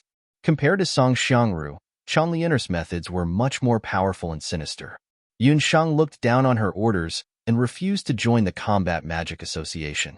Chen Lianer secretly hated her. On one hand, she ordered Chu San to monitor Yun Sheng's every move. On the other hand, she asked Chu San to buy a type of dark magic bug, ghost aphids, at a high price. Ghost aphids were very rare magic bugs in Zhou State. They could only be caught in the barbarian lands in the far north. The biggest characteristic of this type of magic bug was that once it entered the body of a plant, it would disappear without a trace. Normal mages would not be able to detect it. Even if some mages with especially sharp mental strength were to discover it, without a unique insect extermination spell, the ghost aphids would not be destroyed. This type of magic bug had strong reproductive ability and was not easy to kill. Therefore, in the field of herbs, there was a special name called bug plague. Chu San had secretly placed more than 10 ghost aphids in the field. He thought that it would be enough to destroy the entire field. Who would have thought that tonight, the field would not be affected at all? Chu San did not give up. He bent down, like a sneaky groundhog, and looked at the sign on the ridge of the field. In the public medicinal fields, every plot of land would be marked with the name of the corresponding herb. Song San found a few fields where the most valuable herbs were planted. He loosened his grip on the pouch in his hand and quietly cast a wind magic spell. Dozens of flying insects that were only 1 to 2 millimeters in length flew out of the bag, fighting to be the first to fly out. Dozens of ghost aphids were blown far away by the wind and attached themselves to different medicinal herbs. Once the ghost aphid came into contact with the herb, it would drill into the body of the herb and absorb its essence. Within a few days, the herbs in the public medicinal fields would become worthless weeds. Chu San sneered, "You potioneers who don't know what's good for you. Let's see how you'll die this time. Daring to offend our combat association, you're courting death." Suddenly, the smile on Chu San's face froze. Not far from him, the ghost aphid that had just landed on a stalk of herb fell from the stalk and struggled on the ground for a few moments before dying. "What's going on?" Song San asked suspiciously as he took a few steps forward. Before he even got close, there was a slight cracking sound under his feet. He looked down vigilantly and discovered that in the middle of the medicinal field, there was actually a shiny hunting device. The sharp barbs on the mousetrap were about to pierce his ankles. Song San was indeed a wind magician. His body swayed and his feet, which had originally landed on the ground, floated up. Who would have thought that just as his feet were about to leave the ground, a cold and strange feeling, like an electric shock, spread from the ground all the way to his calf. His calf jerked violently as if it was cramping. He cried out in pain and lost his balance. One of his legs stepped down and precisely stepped on the hunting device. The bone-chilling sound of bones cracking could be heard, and the thin and weak-wind mage let out a miserable shriek. That hunting device was no ordinary hunting device. After Yunsheng learned her lesson from the golden rhinoceros boar, she asked Uncle Tai to forge an enhanced version of the hunting device. Once it clamped down, not to mention human bones, even the hard golden rhinoceros boar's leg bone would be crushed. While Chu San was screaming, one of his left legs had already been snapped off. Almost at the same time, a fireball fell from the sky. Song San, who was in so much pain that he was hovering between life and death, had no strength to resist. He did not even have time to scream a second time before he fainted. Before he fainted, he only had time to hear a shout, "Catch the thief! There's a thief in the public medicinal field." This shout spread far and wide in the spacious public medicinal field. After a while, a few teachers and students who had heard the news rushed over. What's going on? A few teachers and students saw a messy medicinal field that had obviously been trampled over. In the medicinal field, a student from the combat department had already fainted. Below his left thigh, there was a hunting device clamped down. The sharp steel teeth had pierced into the student's leg. His leg bone was already badly mutilated, and the broken bone was exposed. The most tragic thing was that his clothes had been burned by the fire. His head and body were also pitch black. It was obvious that he had been burned by the fire. Someone recognized that person as the combat department's wind magician, Chu San. On the ridge of the field, there was also a magic potion department student whose face was pale with fright. "Aren't you the new magic potion department's public student? What's going on?" Within the campus, private fights were strictly prohibited. The teachers had stern faces. The pitiful magic potion department's public student, Yunsheng, shuddered. There seemed to be a glimmer of light flickering under her eyes. I don't know either. A few days ago, there were traces of wild beasts trampling on the public medicinal field. I thought that a wild beast had broken in, so I set up a few hunting devices in the medicinal field. Tonight, just as I finished applying the fertilizer and was about to leave, I heard some movement in the medicinal field. I saw a shadow in the medicinal field and thought that it was a wild beast, so I released a fireball spell. Who knew? When the teachers heard this, they also felt that something was wrong. The sky was already so dark. What was Chu San, a student from the combat department, doing in the public medicinal field? The few of them entered the medicinal field and carried Chu San out. When they carried Chu San out, they discovered that there was a burnt black cloth bag beside Chu San. Next to the cloth bag, there were a few dead ghost aphids. After examining the ghost aphids, the teachers' faces changed. The teachers' knowledge was naturally not comparable to the average magic student. They looked at each other and first ordered people to send Chu San to the infirmary. At the same time, they comforted the frightened public student Yunsheng, repeatedly telling her that tonight's events must not be spread out. They hurried to the academic affairs office to report what had happened tonight.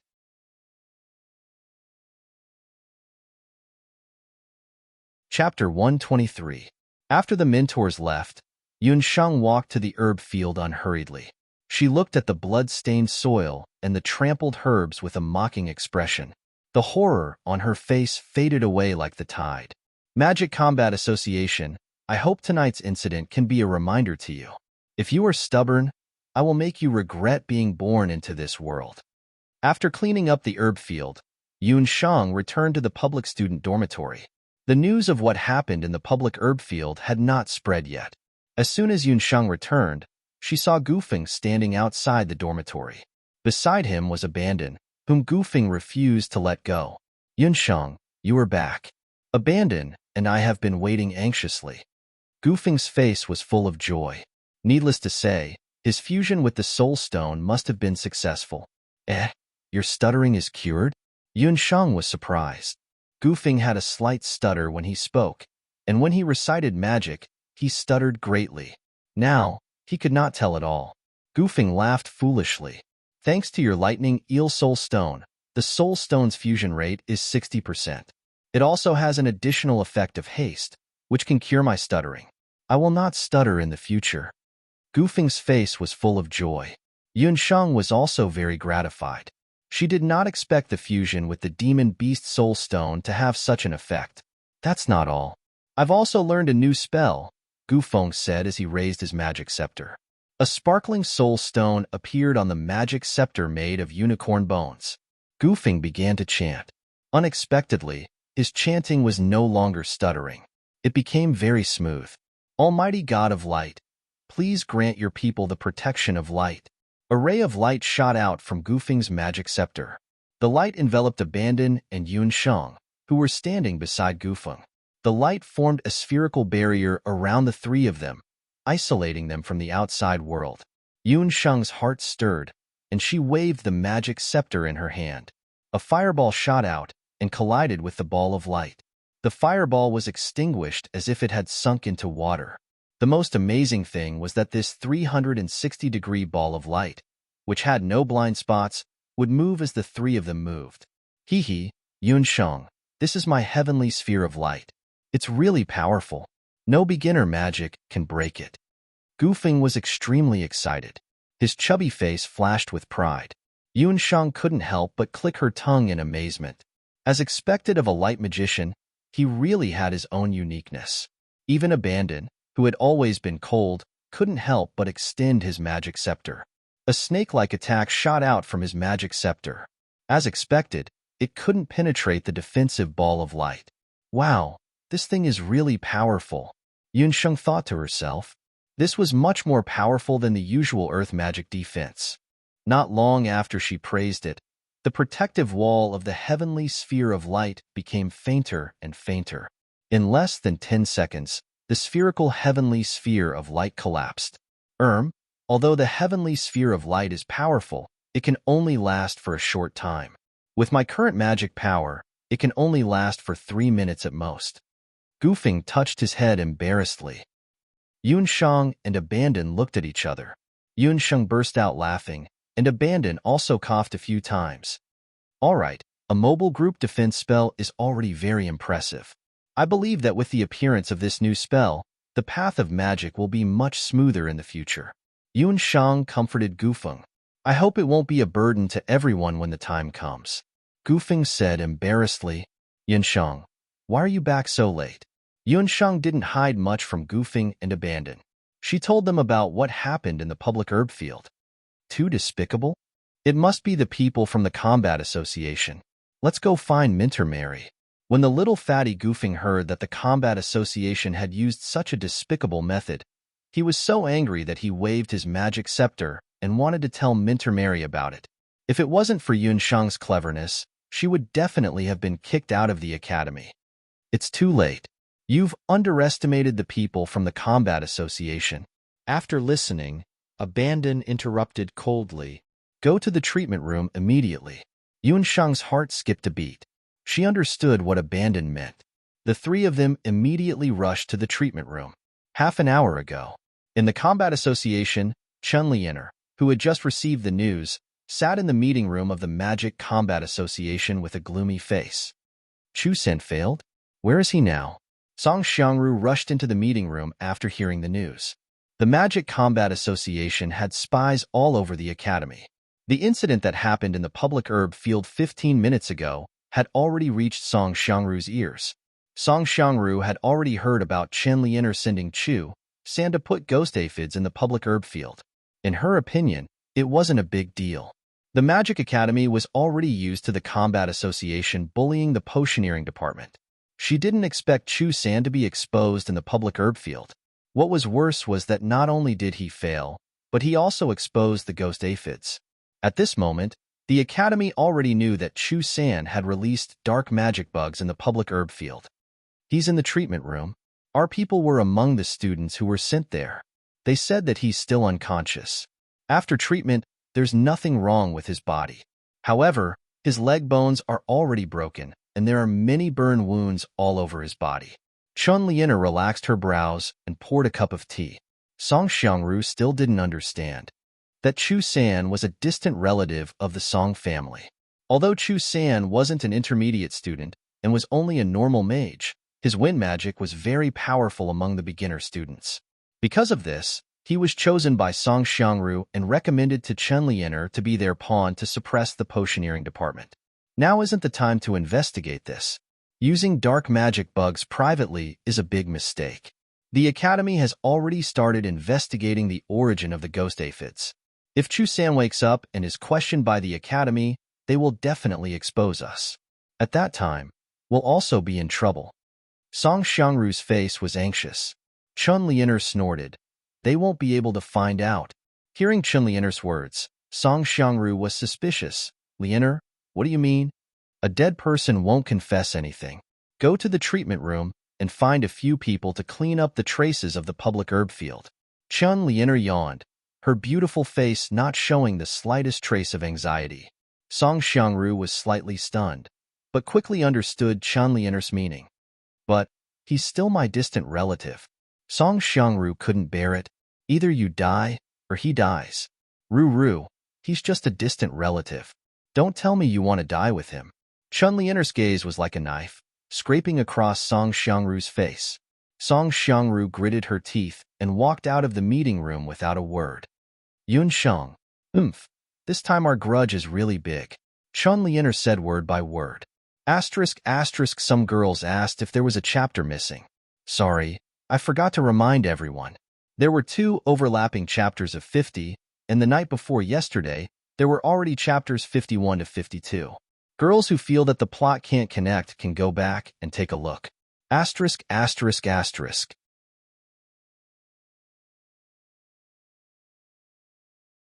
Chapter 124. Abandon's intuition was very accurate.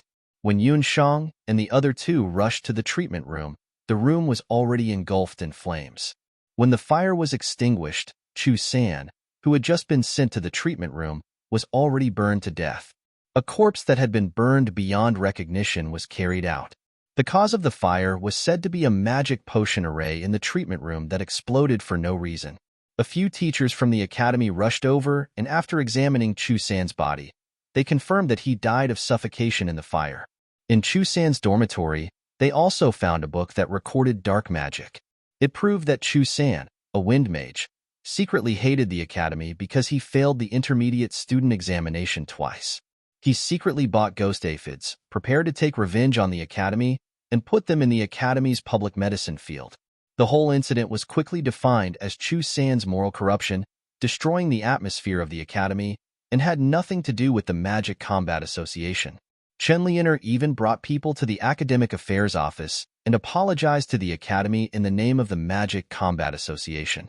On the surface, it was a dignified and impeccable act. The whole incident was completely pushed to Chu San. He was first killed and then set on fire. After Yun Sheng saw Chu San's body, she came to this conclusion when she was alone with Gufing and the others.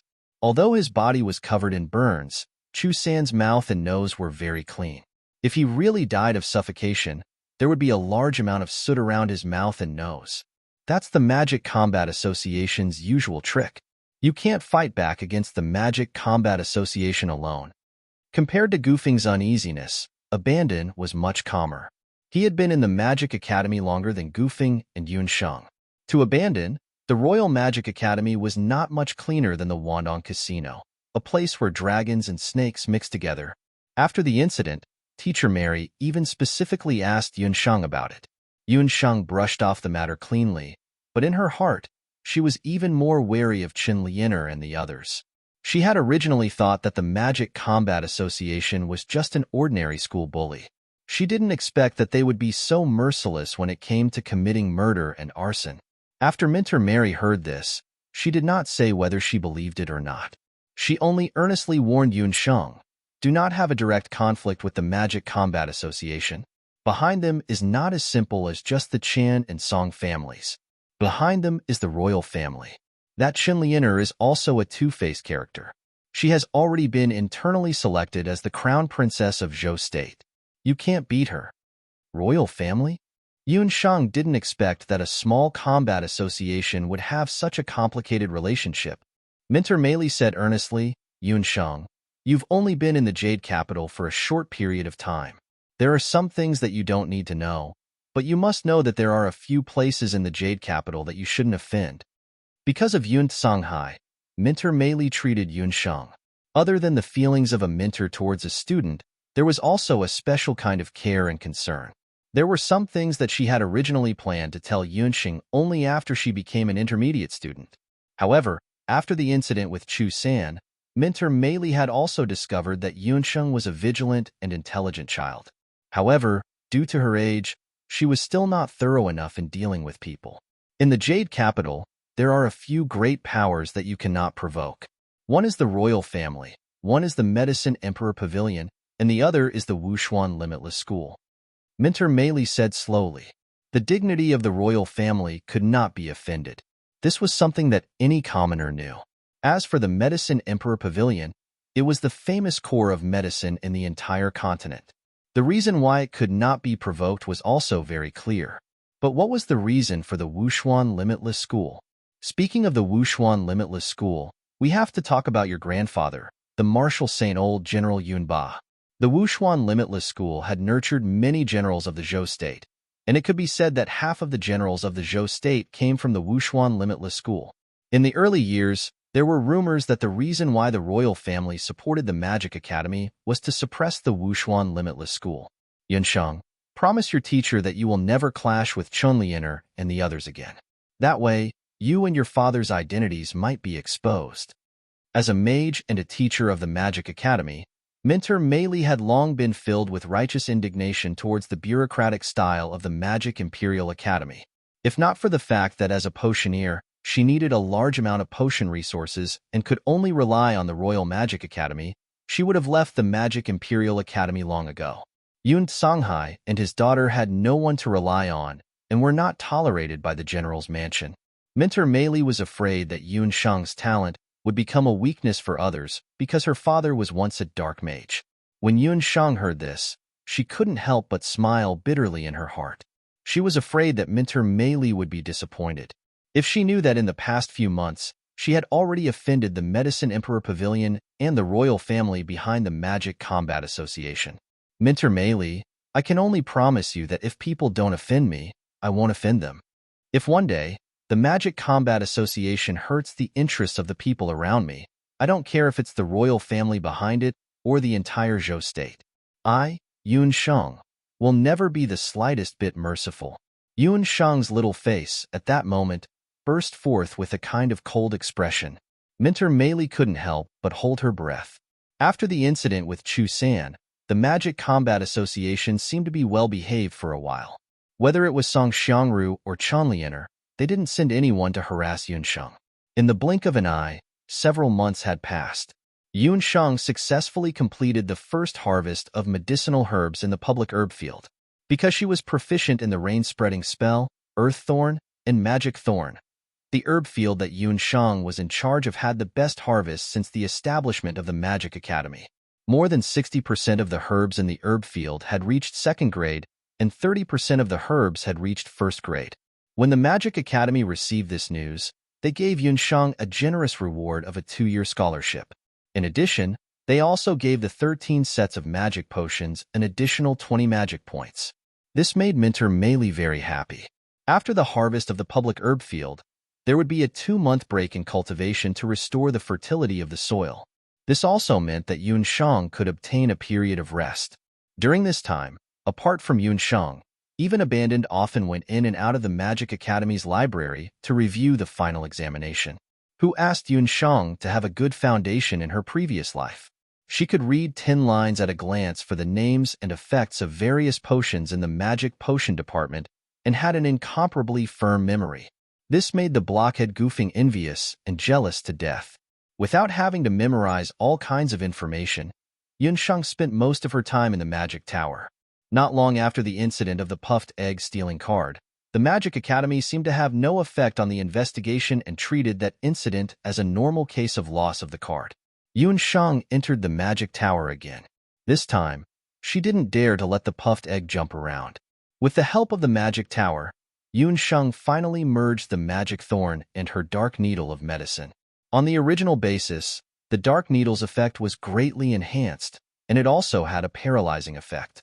Her intermediate earth magic earthmeld also improved a lot. Now, her earthmeld could move her about 10 meters in an instant. Half a year had passed. In another half a month, Yunsheng and the 13 sets of magic potions would face the final examination of the Royal Magic Academy. However, before the final examination, Yunsheng encountered a small interlude.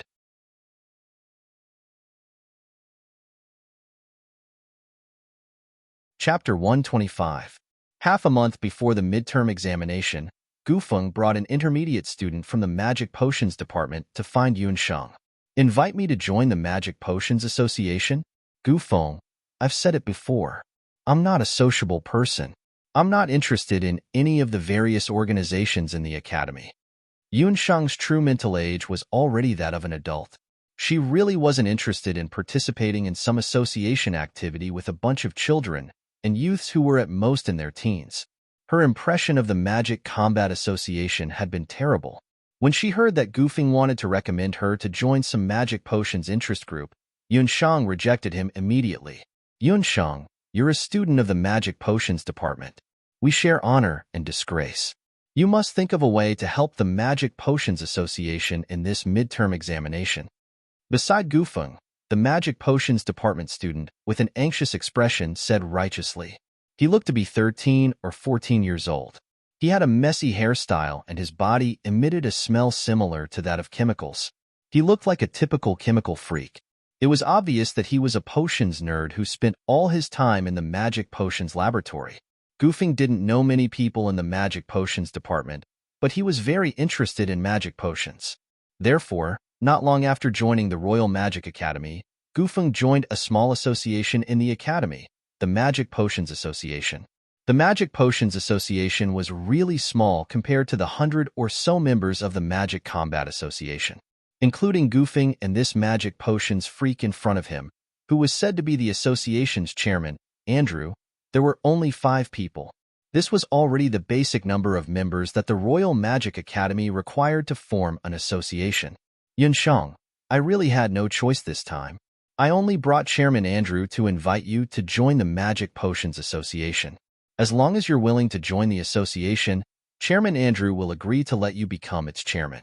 If you don't join the association, the Magic Potions Association may very well be disbanded. You must help. Teacher Mary is also an honorary consultant of the Magic Potions Association. Gufeng's face was bitter as he begged. Gufeng had wanted to invite Yunsheng to join the association after witnessing the results of Yunsheng's previous attempt. Unfortunately, Yunsheng had always rejected him outright. According to the usual practice of the Royal Magic Academy, every association had to present the results of the past year during the final examination. This way, the association would be able to receive financial aid from the academy based on their performance in the past year. To the Combat Association, the result would be to display a new combat magic in front of all the teachers and students. To the Magic Potion Association, it would mean to concoct a new magic potion on the spot. In the past few years, the Magic Potion Association had not performed well in the development of new potions, so the funds of the Magic Potion Association had always been tight. As for the Combat Department, they had always claimed that the Magic Potion Association did not make any significant contributions. They had taken up the Academy's limited activity rooms and funds, and had repeatedly applied to have the Magic Potion Association shut down. The school also said that if the Magic Medicine Association did not perform well this time, they would ban it. After the Magic Potion Association received this news, through Anjia, Gufeng, and the rest repeated research, as well as Teacher Mary's secret guidance, they had finally developed a new magic potion. They were prepared to amaze the Academy during the midterm examination. Since there's a new magic potion, what difference does it make if there's one more or one less? Yunsheng was not willing to show off her talent in magic potions so as to avoid attracting unnecessary attention. One of our potioneers accidentally injured his hand during a combat magic class yesterday. He won't be able to use magic for the next few days. This magic potion needs 5 people to concoct, and now, we're short 1 person. Anjia was filled with righteous indignation. Needless to say, this was also the work of the combat department. Gufeng followed Yunsheng's instructions and did not tell Anjia that Yunsheng could concoct a high-grade potion of agility. However, He vaguely told Anjia that Yun Shang was especially outstanding in the field of stabilizing magic potions.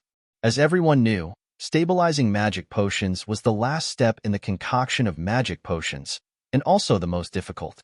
There were many similarities between magical medicines and ancient medicines in terms of their medicinal effects, but there was a huge difference in terms of refinement. Ancient medicine was like modern Chinese medicine, which emphasized the balance of yin and yang. Magic potions, on the other hand, emphasized the fusion of various magic potion ingredients and magical elements. The final step for stabilizing magic potions was to fuse the various magical elements to form a finished magic potion. That was also the most crucial step.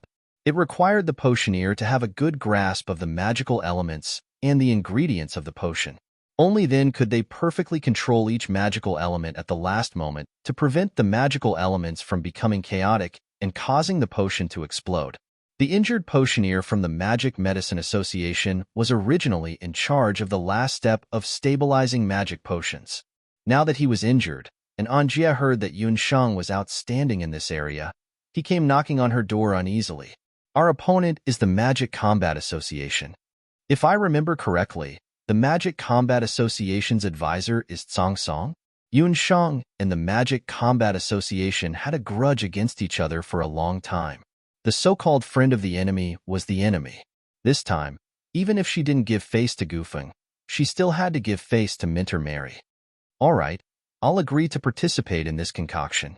However, President In, you don't have to give up your position as president. I'm used to being lazy, so I'm not suitable to be a president.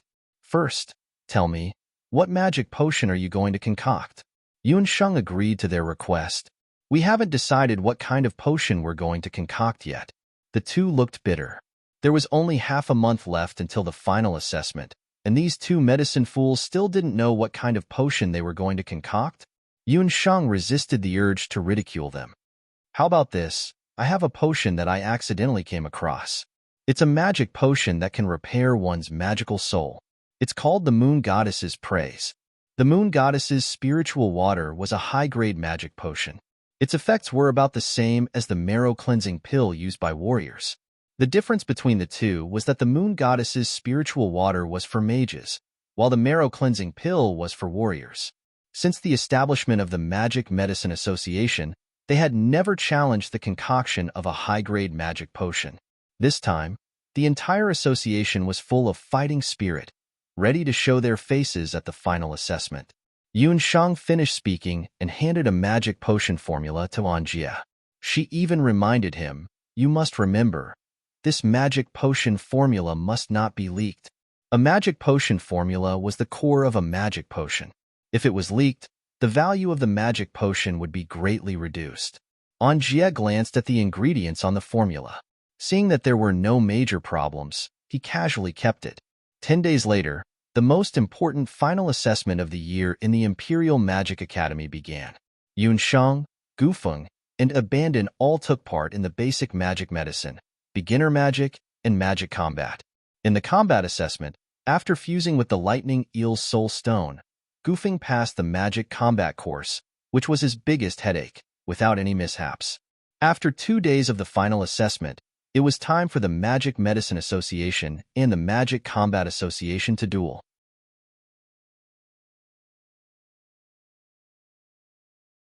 Chapter 126. The Royal Magic Academy's Faculty Assembly was one of the highlights of the year.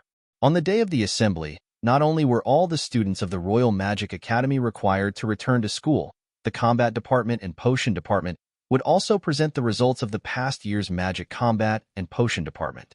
The Magic Potion Association and the Combat Association had made ample preparations for this demonstration day. The students used simple magic to tidy up their uniforms. Even Abandon was reprimanded by Professor Mary to change into a new green magic cloak.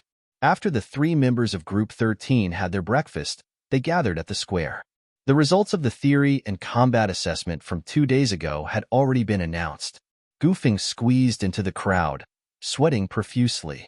After he saw the results, he shouted happily, "Yun Shang, you're first in the potion department for basic potion. You're also in the top 10 for basic magic and top 20 for combat practical. Overall, you're third in both departments. Although Tsang Song was the examiner for the combat practical, the other examiner for the combat practical was Feng Kuo. Therefore, even though Tsang Song had desperately given Yun Sheng the lowest score, Feng Kuo had waved his pen and the results had gone up. When Tsang Song expressed his dissatisfaction, Feng Kuo glared at him and roared, "I'm just being protective. What's wrong? Or do you want to have a match with me?" Tsang Song could only stare at Feng Kuo. He did not dare to have a direct confrontation with Feng Kuo. The students of the combat department were also having a toothache. On the other hand, the students of the potion department were gloating. The results of the 3 members of Group 13 were pretty good this time. Abandon's results in the basics of potions class were average, but his results in the practical combat class were something that even Tsang Song couldn't find fault with. His overall results were ranked 13th, and even Gu Feng, who was at the bottom of the pack, was ranked 51st in both classes. Group 13 had finally washed away the name of being at the bottom of the pack for 10,000 years. Professor Mary's face was smiling like a blooming flower. At about 9 in the morning, the Imperial Magic Academy's final examination was about to begin in the plaza of the Imperial Magic Academy, which was the faculty assembly. Since there were 2 major departments in the Magic Academy, the respective mentors came forward and presented the results of each department in the past year. The format was similar to a work summary and a study report. When Yun Sheng was studying in a medical university in her previous life, she was most tired of these kinds of gatherings. In addition, she had been busy thinking about the refinement of the moon goddess's praise and had not slept a wink. Therefore, she could not help but enter a state of meditation after listening for a while. Unexpectedly, this meditation caused a big trouble for Yun Sheng. She couldn't hear clearly what the 2 mentors were talking about. It wasn't until Gu Feng pushed her that Yun Sheng woke up.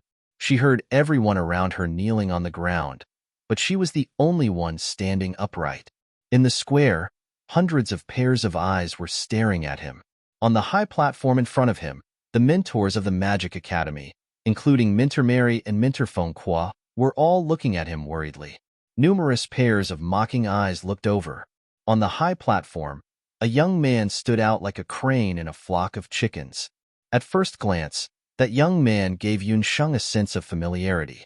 He was about 10 years old and wore an apricot yellow robe. The robe was gilded with a 4-clawed dragon pattern. His face was handsome, but there was a sinister look in his eyes, which made Yun Sheng feel uncomfortable. Beside the young man stood Chen Lianer, who looked like a peacock. Yun Sheng was thinking in her heart, why did this person look so familiar? Where had she seen him before? How dare you not kneel when you see the crown prince? Chen Lianer and the others took the opportunity to scold him. It turned out that after the 2 mentors finished their report, the crown prince of Zhou State, Yi Balian, who had just returned half a month ago, rushed over. Yi Balian had just returned to the academy when he heard Chen Lianer and the others adding fuel to the fire and stirring up trouble. As the president of the Magic Combat Association, Yi Balian had always looked down on the Magic Potion Department. He had long wanted to ban the Magic Potion Department. Today, when he saw a mere Magic Potion Department beginner student who dared to doze off when he was on stage to give a speech, he could not help but be furious. Seeing a group of people from the Magic Combat Department eyeing her covetously, Yun Sheng then remembered that she was an ancient person. It was just that she had never truly bowed and kowtowed after coming to the boundless land. As a modern person, she could kneel to the heavens and kneel to her parents and elders. However, she was extremely unwilling to kneel to a crown prince who was obviously not a good person. Just as Yun Sheng was pondering whether she should take the risk of being disrespectful by standing there, she heard a school guard running over. That school guard hurriedly said, "Reporting to your highness, reporting to the dean, Wushuan Infinity Hall's deputy director, Lord Qitian, has brought more than 10 warriors to seek an audience outside the academy. He said that he is here to observe the final examination of the Magic Academy." When this was said, Crown Prince Yi Balian and the Magic Academy's dean both had grave expressions. As everyone knew, although magic and martial arts were like well water that did not interfere with river water, ever since the Royal Magic Academy was established, especially after Zhou State's Crown Prince Yi Balian entered the Magic Academy, they used all sorts of names to obtain all sorts of resources for the Royal Magic Academy. Wushuan Infinity Hall, which had always been a prominent existence in Zhou State, had some objections to this. They had always been at odds with the Royal Magic Academy and competed with each other in all sorts of situations. This time, the Royal Magic Academy's final examination did not invite anyone from Wuxuan Infinity Hall. Their rash arrival clearly showed that they did not come with good intentions. Seeing this scene, Zhou State's Crown Prince Yi Balian, who was about to explode in anger, put away his angry expression and put on a noble face. You may dispense with the formalities. The Royal Magic Academy is this Crown Prince's alma mater. There is no need to care about these complicated formalities. Since the Academy has honored guests, as a member of the Academy, this Crown Prince will naturally receive them as a host. Yi Balian waved his hand. Chun Lian, and the others at the side glared fiercely at Yun Sheng. Hearing Yi Balian's hypocritical tone, Yun Sheng sneered in her heart. However, this also happened to save her the strength to kneel. Yun Sheng suddenly remembered why she felt that Yi Balian was somewhat familiar. Zhou State's Crown Prince's name was Yi Balian. His facial features were somewhat similar to Night Fox's. However, it was only similar. When the two were compared, Night Fox's temperament and appearance were much higher. This Zhou State's Crown Prince looked like an inferior product that was crudely processed. Although Night Fox had never mentioned his identity, it was not difficult to guess that his background was not ordinary from his words and actions. However, Yun Sheng did not expect that he was actually a member of Zhou State's royal family. Thinking of Night Fox, Yun Sheng could not help but think in her heart, that twisted fellow should have already recovered by now. Yun Sheng's mind was filled with wild thoughts. On the other side, the principal of the Royal Magic Academy had already gone to welcome the people from Wuxuan Infinity Hall.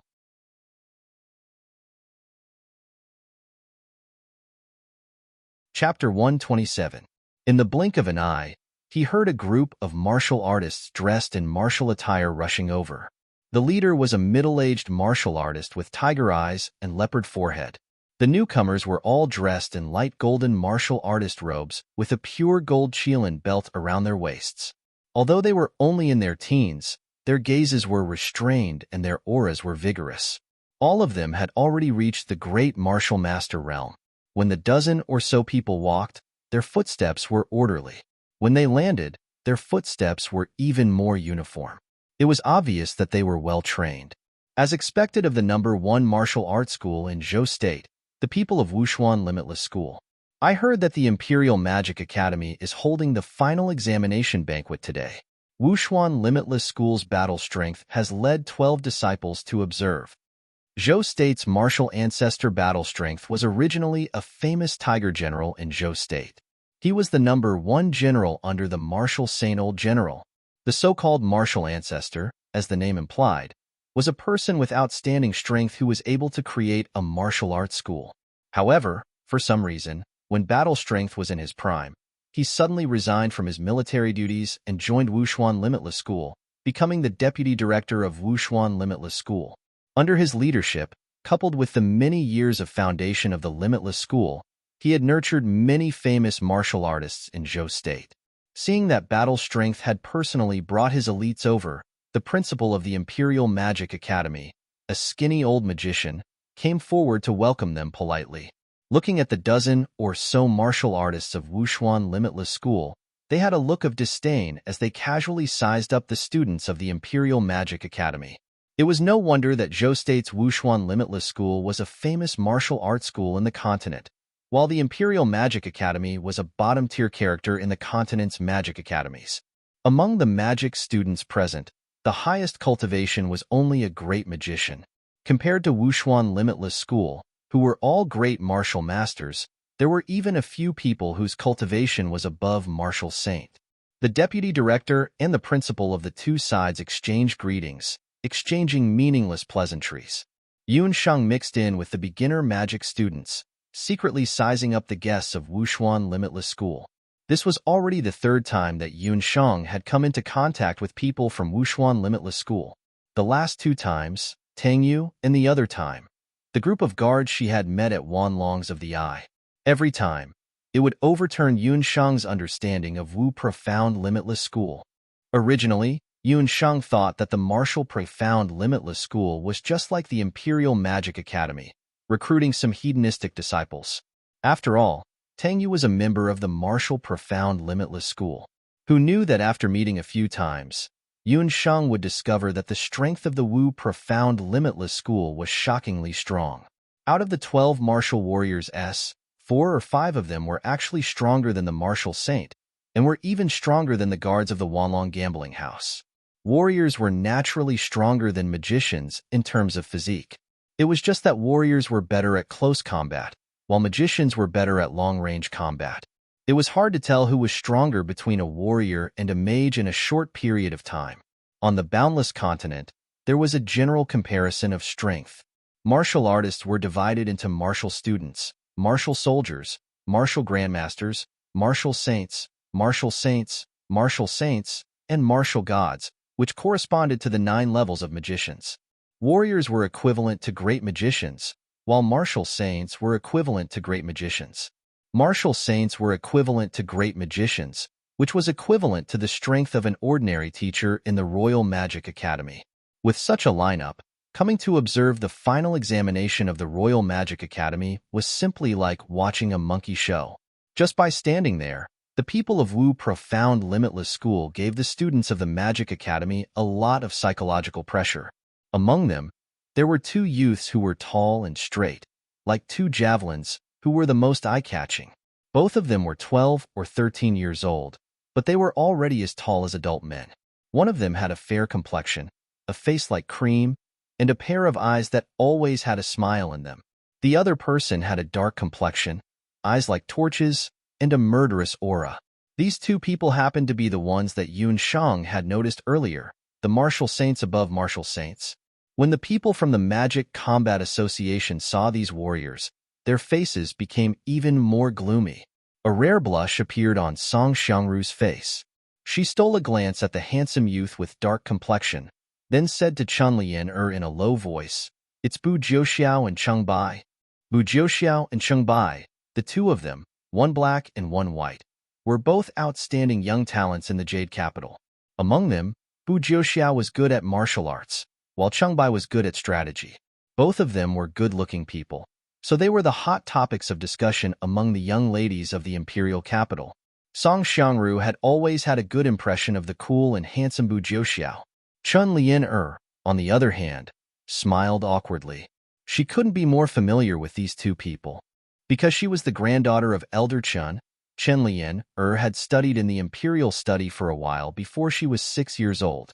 At that time, the current Crown Prince Yi Baiming and the former Crown Prince Yi Baiming were playmates at the same time. However, after Yi Baiming was deposed, Yi Baiming was detained in the palace. Bu Jiuxiao and Cheng Bai, however, broke off their relationship with Chun Lian because of Yi Baiming. Bu Jiuxiao and Cheng Bai were both descendants of generals. After leaving the imperial study, they joined the Wuxuan Limitless School, while Chun Lian, and the current crown prince entered the Imperial Magic Academy together. Yun Sheng, a commoner, naturally did not know about the relationship between these people. However, she was good at observing people's expressions, so she could see the enmity between the crown prince of Zhou State, Chun Lian, and the guest from the Wuxuan Limitless School. "Principal, please forgive me. The reason why I came uninvited this time is to facilitate the interaction between the martial arts dojo and the Magic Academy and to promote our relationship." At this moment, the martial sect had already finished exchanging greetings with the principal of the Magic Academy. He seemed to have unintentionally glanced at the magic students, and when he realized that other than the crown prince, all of them were only intermediate students, his eyes couldn't help but reveal a hint of disappointment. However, that was only a flash of light as he cupped his fists and bowed. Since the Wuxuan Limitless School was only here to observe, the principal naturally couldn't refuse. He ordered people to prepare more than 10 chairs, and even invited the Crown Prince of Zhou State, Yi Baiming, to the VIP seats to sit together with the teachers. The students of the Magic Academy were all discussing amongst themselves. Yun Shang's position was not far from the VIP seats, especially from the students of the Wuxuan Limitless School, who were only a few dozen meters away. Seeing that the people standing in front of him were only beginner mages with low cultivations, Cheng Bai couldn't help but roll his eyes, and unscrupulously whispered into Bu Jiuxiao's ear, "Tisk, it's such a hot day. Why did the deputy director drag us here?"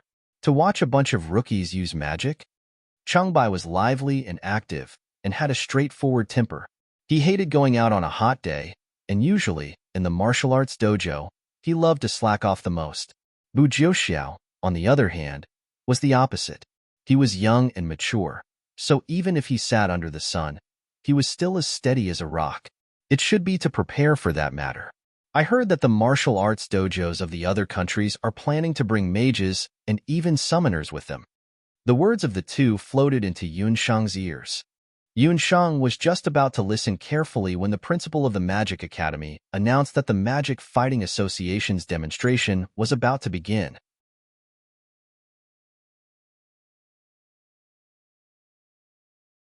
Chapter 128. Wuxuan Wuji School had also come prepared. They had already heard that there were two factions in the Royal Magic Academy, the Magic Combat Department and the Magic Potion Department. The two factions had their own associations. Under the leadership of Zhou State's Crown Prince Yi Balian and Vice President Chen Lian, the Magic Combat Association was a flower vase supported by silver and pills. However, the Magic Potion Department couldn't even compare to a broken jar, let alone a flower vase. The arrival of Wuxuan Wuji School caught the Royal Magic Academy a little off guard. In order to not be disrespectful in front of the distinguished guests, Crown Prince Yi Balian suggested that the Magic Potion Association, which was originally scheduled to appear first, be adjusted to appear later. The Magic Combat Association sent out Song Xiangru and a male student. Both of them were intermediate students. Song Xiangru was beautiful. She had changed into a brand new magic robe for today's magic demonstration, making her look even more dainty. The male student didn't look amazing, but as soon as he went on stage, he flashed a magic scepter with a two-colored soul stone inlaid in his hand.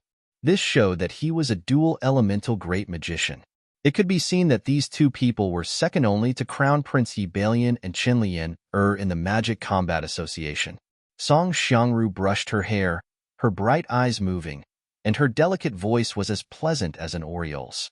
Distinguished guests and students, the Magic Combat Association has been following the Academy's style of study in the past year, dedicated to researching new magic. Today, the two of us represent the Magic Combat Association to demonstrate a new type of combined magic. As soon as these words were spoken, the scene was in an uproar, especially on the Magic Combat Department's side. On the other hand, the students of the Magic Potion Department were dejected. Only a few members of the Magic Potion Association, including Gufeng and Anjia, still maintained some confidence.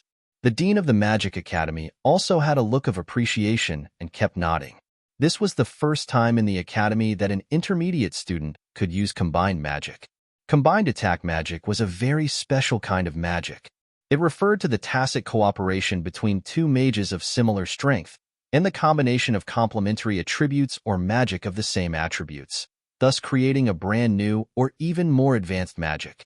The combined magic of two great magicians, if coordinated well, could produce an effect not inferior to that of a high-level magic. Song Xiangru was a fire magician, while the male student was a rare fire and wood magician. The wood element was one of the secondary magic elements. Wood could aid fire, which was why the two of them were able to successfully form a joint attack. After Song Xiangru's announcement, the two of them did not make a move for a long time. At this moment, Chen Lianer, who was sitting beside the crown prince, suddenly said, "Your Highness, although the combination magic is powerful, it is only a demonstration. It is hard to see its power."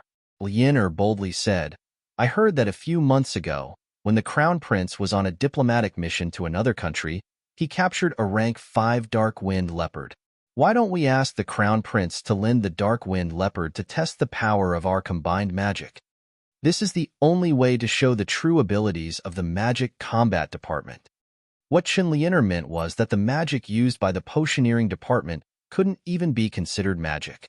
Zhou State's crown prince, Yi Balian, was someone who had tender feelings for the fairer sex. Naturally, he agreed without hesitation. He gave an order and ordered the guards to carry out a beast cage made of well-tempered steel.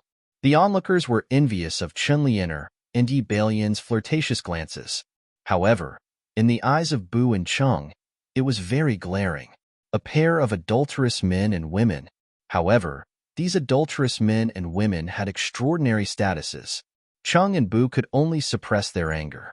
Unexpectedly, at this moment, a voice as soft as a mosquito quietly floated over. Sluts are so pretentious. The two of them were curious and looked over. Good scolding. That person who didn't want his life dared to be so righteous and bold to vent his anger. However, they saw that the voice came from the potioneering department's camp. Someone was scolding disdainfully. The one who spoke was a pretty little girl with a petite and dainty figure. As she spoke, she was discussing with a short and fat male student beside her. Her expression was very lively, and it seemed that she didn't put the crown prince and Qin Lianer in her eyes at all. Zhu Xiao, look at that person. Chung Bai glanced over. His attention was originally attracted by Yun Sheng. However, when he looked over, he saw that Abandon was standing not far away from Yun Sheng. Under the bright sun, Abandon's tight green magic cloak was indeed a little eye-catching. Bu Jiuxiao looked over as well. He saw that there was a strange magic wave around Abandon. At this moment, the Magic Combat Department's demonstration had already begun. Buzz. The beast cage landed on the ground and made a dull sound like an ancient bell. For the safety of the other students, Song Song went forward and set up a magic boundary. The boundary was transparent and looked like a huge fish tank. While protecting the safety of the surrounding students, it didn't affect the viewing of the magic combat. Song Xiangru and that male student with 2 departments, as well as the beast cage, formed an independent fighting arena. The leopard race was born to be agile among the magical beasts. This dark wind leopard had moss-green fur and didn't appear dispirited after being locked up for a long time. Song Xiangru appeared to be very confident. She yelled and spun the magic scepter in her hand. The first magic soul stone on the scepter lit up and shot out a powerful flame. Like a bonfire that had been poured with oil, the bright flame shot out like a rocket and rushed towards the beast cage that was as thick as an arm. In the beast cage, the provoked dark wind leopard's fur stood on end. Its throat moved and it roared angrily, revealing its ferocious beast aura. Boom! The fiery flame hit the beast cage like a rocket. Under the gaze of hundreds of pairs of eyes, the sturdy beast cage was quickly engulfed by the flames like a piece of paper. The tempered steel melted into molten iron and burned a huge hole in the side of the beast cage. After being imprisoned for a long time, the abyss wind leopard, who had been crawling on the ground, took the opportunity and let out a deafening roar. It bent its knees and leaped out of the cage, like a taut bowstring that was suddenly straightened, and rushed out. The beast cage cracked and the flying steel bars hit the magic boundary, causing it to deform. The dark wind leopard's eyes were bloodshot and its 4 limbs slowly stretched out. Magic patterns that looked like cloud patterns appeared on its body. Battle mode. This dark wind leopard is enraged. At this time, the students of Wushuan Everlasting School became interested. A 5th-ranked dark wind leopard was comparable to a master magician. They wanted to see how the 2 great magicians would defeat the dark wind leopard. Bastard, see how this lady will deal with you. Song Xiangru gave the male student a look. The 2 of them waved their magic scepters at the same time and chanted. A magic array appeared under each of their feet. The 2 magic arrays rotated and intertwined. Lava Python, come out. The magic elements in their magic scepters fused together and a giant python with a bloody mouth appeared.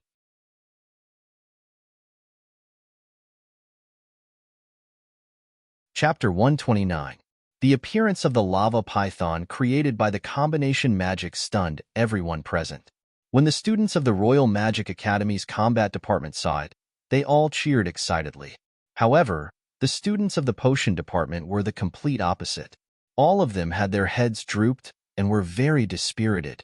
The more outstanding the combat department was, the greater the pressure on the potion department's demonstration would be. Song Xiangru and the male student had a proud look on their faces. The lava python was about 2 meters long, and its body was as thick as a basin mouth. The colorful snake patterns on its body could be seen clearly. It was like a small mountain rising from the ground as it coiled in the magic space. Its body emitted a scorching aura, causing sparks to appear in the space. Magical imitation was an intermediate advanced magic. Song Xiangru and the male student were both great magicians who had just advanced this year. If it was just one person's strength, it would not be enough to reach the level of magical imitation. It could only be formed by combining the strength of two people. An offensive phantom beast created by magic was no less powerful than a real giant python magical beast. However, in Yuanshang's opinion, this was not the case.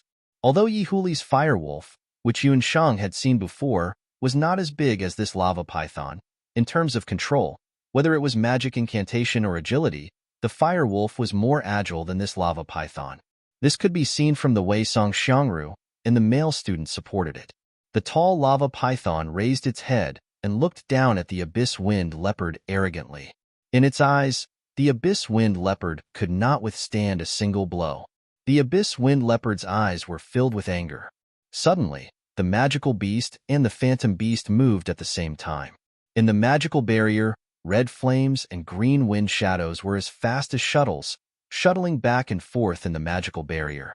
Following the movements of the abyss wind leopard and the lava python, Song Xiangru and the male student also jumped around in the magical barrier. The students of the Royal Magic Academy could only barely see the situation in the barrier. The abyss wind leopard jumped up high and a magical array formed in mid-air. Countless wind blades filled the sky. Wind intermediate magic, wind blades filled the sky. Countless scythe-shaped wind blades slashed towards the lava python, successfully blocking its attack. The giant python was enraged. It angrily swung its tail like a long whip, tearing apart the wind blades and lashing towards the abyss wind leopard. After a while, both the dark wind leopard and the lava python still had some strength left. However, Song Xiangru and the male student, who were controlling the lava pythons with their combined spells, showed signs of fatigue. Not only did they have to control the lava python, but they also had to constantly dodge the wind blades of the dark wind leopard. As a result, their stamina was greatly depleted. Magicians were inferior to warriors in terms of physical strength. The abyss wind leopard didn't show any signs of weakness. It launched a second spell. When it launched the spell, the cunning abyss wind leopard leaped behind Song Xiangru and clawed at her back. Song Xiangru screamed in agony. Her back was immediately covered in blood, and the combination spell was immediately ineffective. The lava python turned into a ball of flame. Seeing this, the male student turned pale with fright. Just as he was about to cast another spell, a sky full of wind blades swept towards him. "Teacher, save me!" The male student cried out in alarm.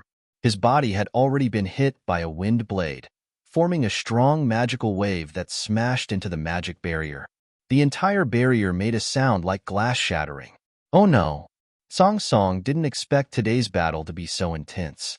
The magic barrier he had just set up was directly broken.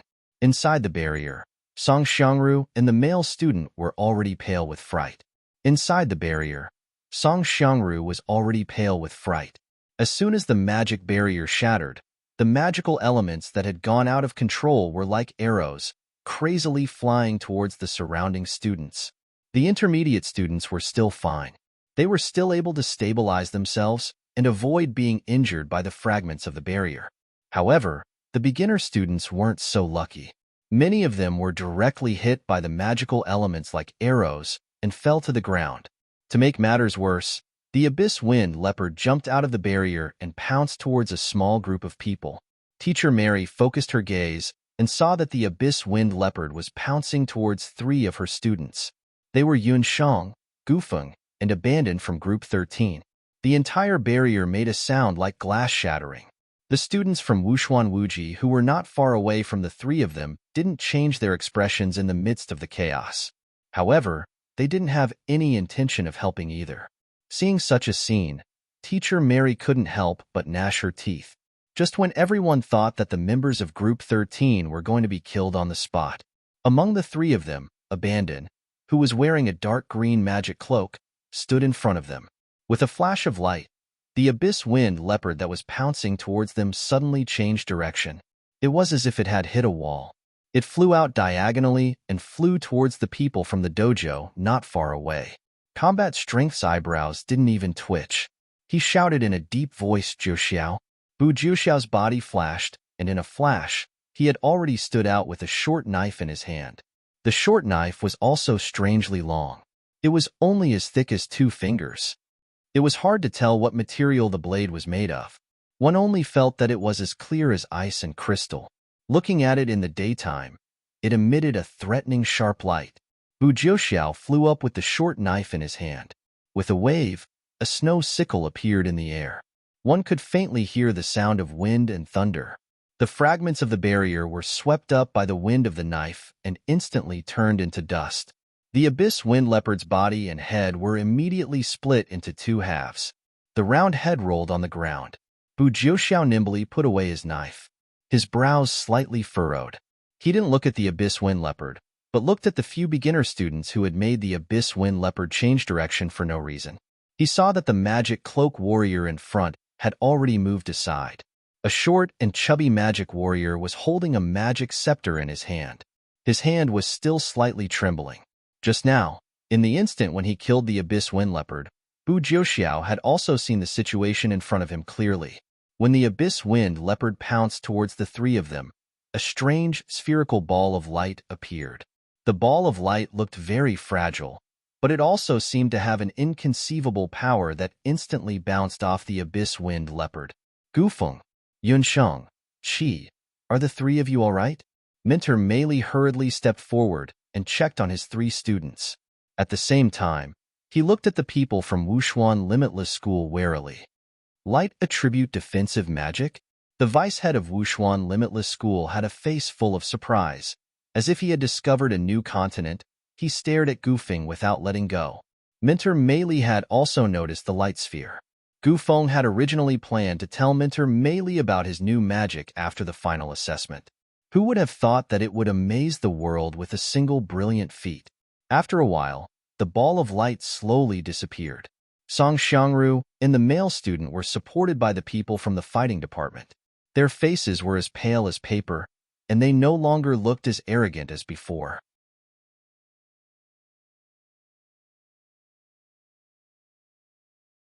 Chapter 130. The appearance of the light elemental magic and the defensive sphere allowed the Royal Magic Academy, who had lost a lot of face, to regain some of it. Although the combined magic attack had failed, they had discovered a new magic. This was really a good thing of losing a sesame seed and picking up a watermelon. The light sphere was only a beginner defensive magic, but the defensive sphere was a new magic. Furthermore, it was comprehended by a mage. The dean of the Royal Magic Academy was beaming, and the students of the Magic Potion Department were also astonished. They didn't expect that the usually inconspicuous Gufeng would actually discover a new magic. Gufeng couldn't react to the sudden turn of events. He didn't want to be in the limelight in front of everyone. Just now, when the abyss wind leopard pounced over, Abandon's reaction was the fastest. While Gufeng was still in a daze, he heard Yunsheng's reminder. Gufeng, the sphere? Gufeng had always listened to Yunsheng's words. At that time, he didn't think much of it and raised the magic scepter in his hand. Now that everyone was staring at him, he felt a little embarrassed. Chunlianer forced a smile and accompanied the injured Song Xiangru to the treatment room to check on her injuries. Crown Prince Yi Balian's expression wasn't very good. As the president of the Magic Combat Association, the failure of the Combat Association was like a slap to his face. However, he didn't understand why the Abyss Wind Leopard, which had been tamed by the Royal Beast Tamer, would suddenly become wild. Chunlianer had already talked to him about today's combined magic attack with the Combat Association, and had specially chosen this Abyss Wind Leopard. Fortunately, Yi Balian was also concerned about the overall situation. He stood up and comforted the frightened students, not forgetting to say, Wushuan Everlasting School is really something. Zhou Zhao's 9 Heavens Slash already has the demeanor of a grandmaster. What he meant was that he didn't think much of the magic potion department, as if he didn't see Gufeng's new magic at all. Bu Zhao's sword technique just now was called Battle of the 9 Heavens. Martial artists were different from magicians. Every time a magician advanced to a higher realm, he would comprehend a different type of magic. However, after a martial artist broke through to martial master, most of them would specialize in developing a personal battle technique. A person's battle skill differed from person to person. Bu Zhixiao's Skybreaker was the battle skill that made him famous. Legend had it that it was divided into 9 blades. He had only comprehended the second blade, but he was able to kill a rank 5 dark-wined leopard with a single blade. Its power was astonishing. Combat strength inevitably had to be courteous. Bu Jiuxiao did not say a word. The abyss-wind leopard had already been carried away by the crown prince's attendants, so he didn't have the chance to investigate the doubts in his heart. He was very clear about the power of his saber technique. He originally only wanted to repel the dark wind leopard, but he didn't expect that the dark wind leopard's reaction speed was much slower than usual, and it couldn't dodge his saber. It was as if the abyss wind leopard had been severely injured. With Bu Jiuxiao's eyesight, he could determine that the 2 great magicians from the Royal Magic Academy didn't cause too much damage to the abyss wind leopard. The abyss wind leopard was still normal when the magic barrier shattered. However, when it pounced towards the few students from the magic potion department and was blocked by the sphere of light, it became a little strange. It was impossible for a light magic warrior to use 2 types of magic at the same time, one for attack and one for defense. Therefore, it could only be said that one of the 2 magic warriors with goofing had done something. Bu Jiuxiao secretly sized up the other 2 members of Group 13. It seemed that the magic warrior in magic robes was the most likely to have done something. While Bu Jiuxiao was pondering, Yun Sheng heaved a sigh of relief when she saw the abyss wind leopard being carried away. It was really dangerous just now. She had a premonition when the magic barrier was on the verge of collapse. In the instant that she reminded Goofing to release the sphere of light, she quietly used the dark thorns that she had been practicing over the past few days. The result of the fusion of the soul-healing needles and the dark thorns was that the traces of the dark elements were almost completely concealed. An invisible dark thorn needle pierced the abyss wind leopard's forehead. After the dark thorn needle entered the body, because it was a dark thorn needle, it would slowly melt with the blood. In addition to Bu Jiuxiao's last strike, Yun Sheng was certain that even if Crown Prince Balian found someone to investigate the cause of the abyss wind leopard's death, they would only be able to find the wound caused by piercing 9 heavens. Just now, the Crown Prince and everyone from Wushuan Wuji School were really shocked. The combat department's demonstration will come to an end first. After a short rest, our Magic Potion Association will refine medicine in front of everyone. The Dean of the Royal Magic Academy had already gotten wind of this before today. He had also prepared a double insurance today. The Combat Association had failed miserably, but the Magic Potion Association wouldn't fail again. At this time, Goofing had also recovered from his earlier surprise. He and Yun Sheng temporarily separated from Abandon and prepared to refine the Moon Goddess's praise with the Magic Potion Association. In the treatment room, Song Xiangru's face was full of dejection. She had wanted to show her face in front of Bu Jiuxiao today, but who knew that she would end up making a fool of herself and embarrass the Combat Association instead. What she couldn't accept even more was that the Magic Potion Association's brat had actually comprehended a new magic. If the Magic Potion Association successfully refined a new magic potion later, then it was very possible that the Combat Association's dominant position in the Royal Magic Academy would change after today. Lian Air, I'm very sorry. I didn't think that I would fail. After sending Song Xiangru to the treatment room, Chun Lian Air neither condemned nor comforted Song Xiangru. Her expression was uncertain, and no one knew what she was thinking. What's the use of apologies? It has already happened. Right now, we can only pray that the Magic Potion Association will make a similar mistake. Chen Lian Air was modest and polite in front of outsiders, but in reality, she was a narrow-minded person. She wanted to be first in everything. She would never allow the Magic Potion Association to take advantage of this opportunity to counterattack and seize the initiative. But I heard that the Magic Potion Association found 5 people to refine the potion together. They are very confident. They have already successfully refined new potions many times. It's just that the process is very secretive, so no one knows what they are refining. When Song Xiangru heard Chun Lian Air's tone, she knew that Chun Lian Air was already hostile towards her. She felt uneasy. If it was just you useless people, the Combat Association would have collapsed long ago. Fortunately, I have already made preparations. Chun Lian Air finished speaking and clapped her hands. An intermediate student, wearing a Magic Potion Association robe, walked in. It's her? After seeing the person, Song Xiangru couldn't help but be stunned. She didn't think that Chunlian Air would have a backup plan. The person who came seemed to be hesitant. Don't worry. If you succeed today, I will definitely ask my grandfather to recommend you to the royal hospital. This way, your family won't have to stay in the mountain village and starve and suffer anymore. Chunlian Air finished speaking and smiled. You're tuning in to the Romance Rendezvous YouTube channel. We're so grateful for your support, and don't forget to subscribe to join us on this incredible journey through captivating stories. Your generosity through donations truly makes a world of difference, as it's the primary source of revenue that allows me to expand and enhance this channel for you. Thank you from the bottom of my heart for being a part of this adventure.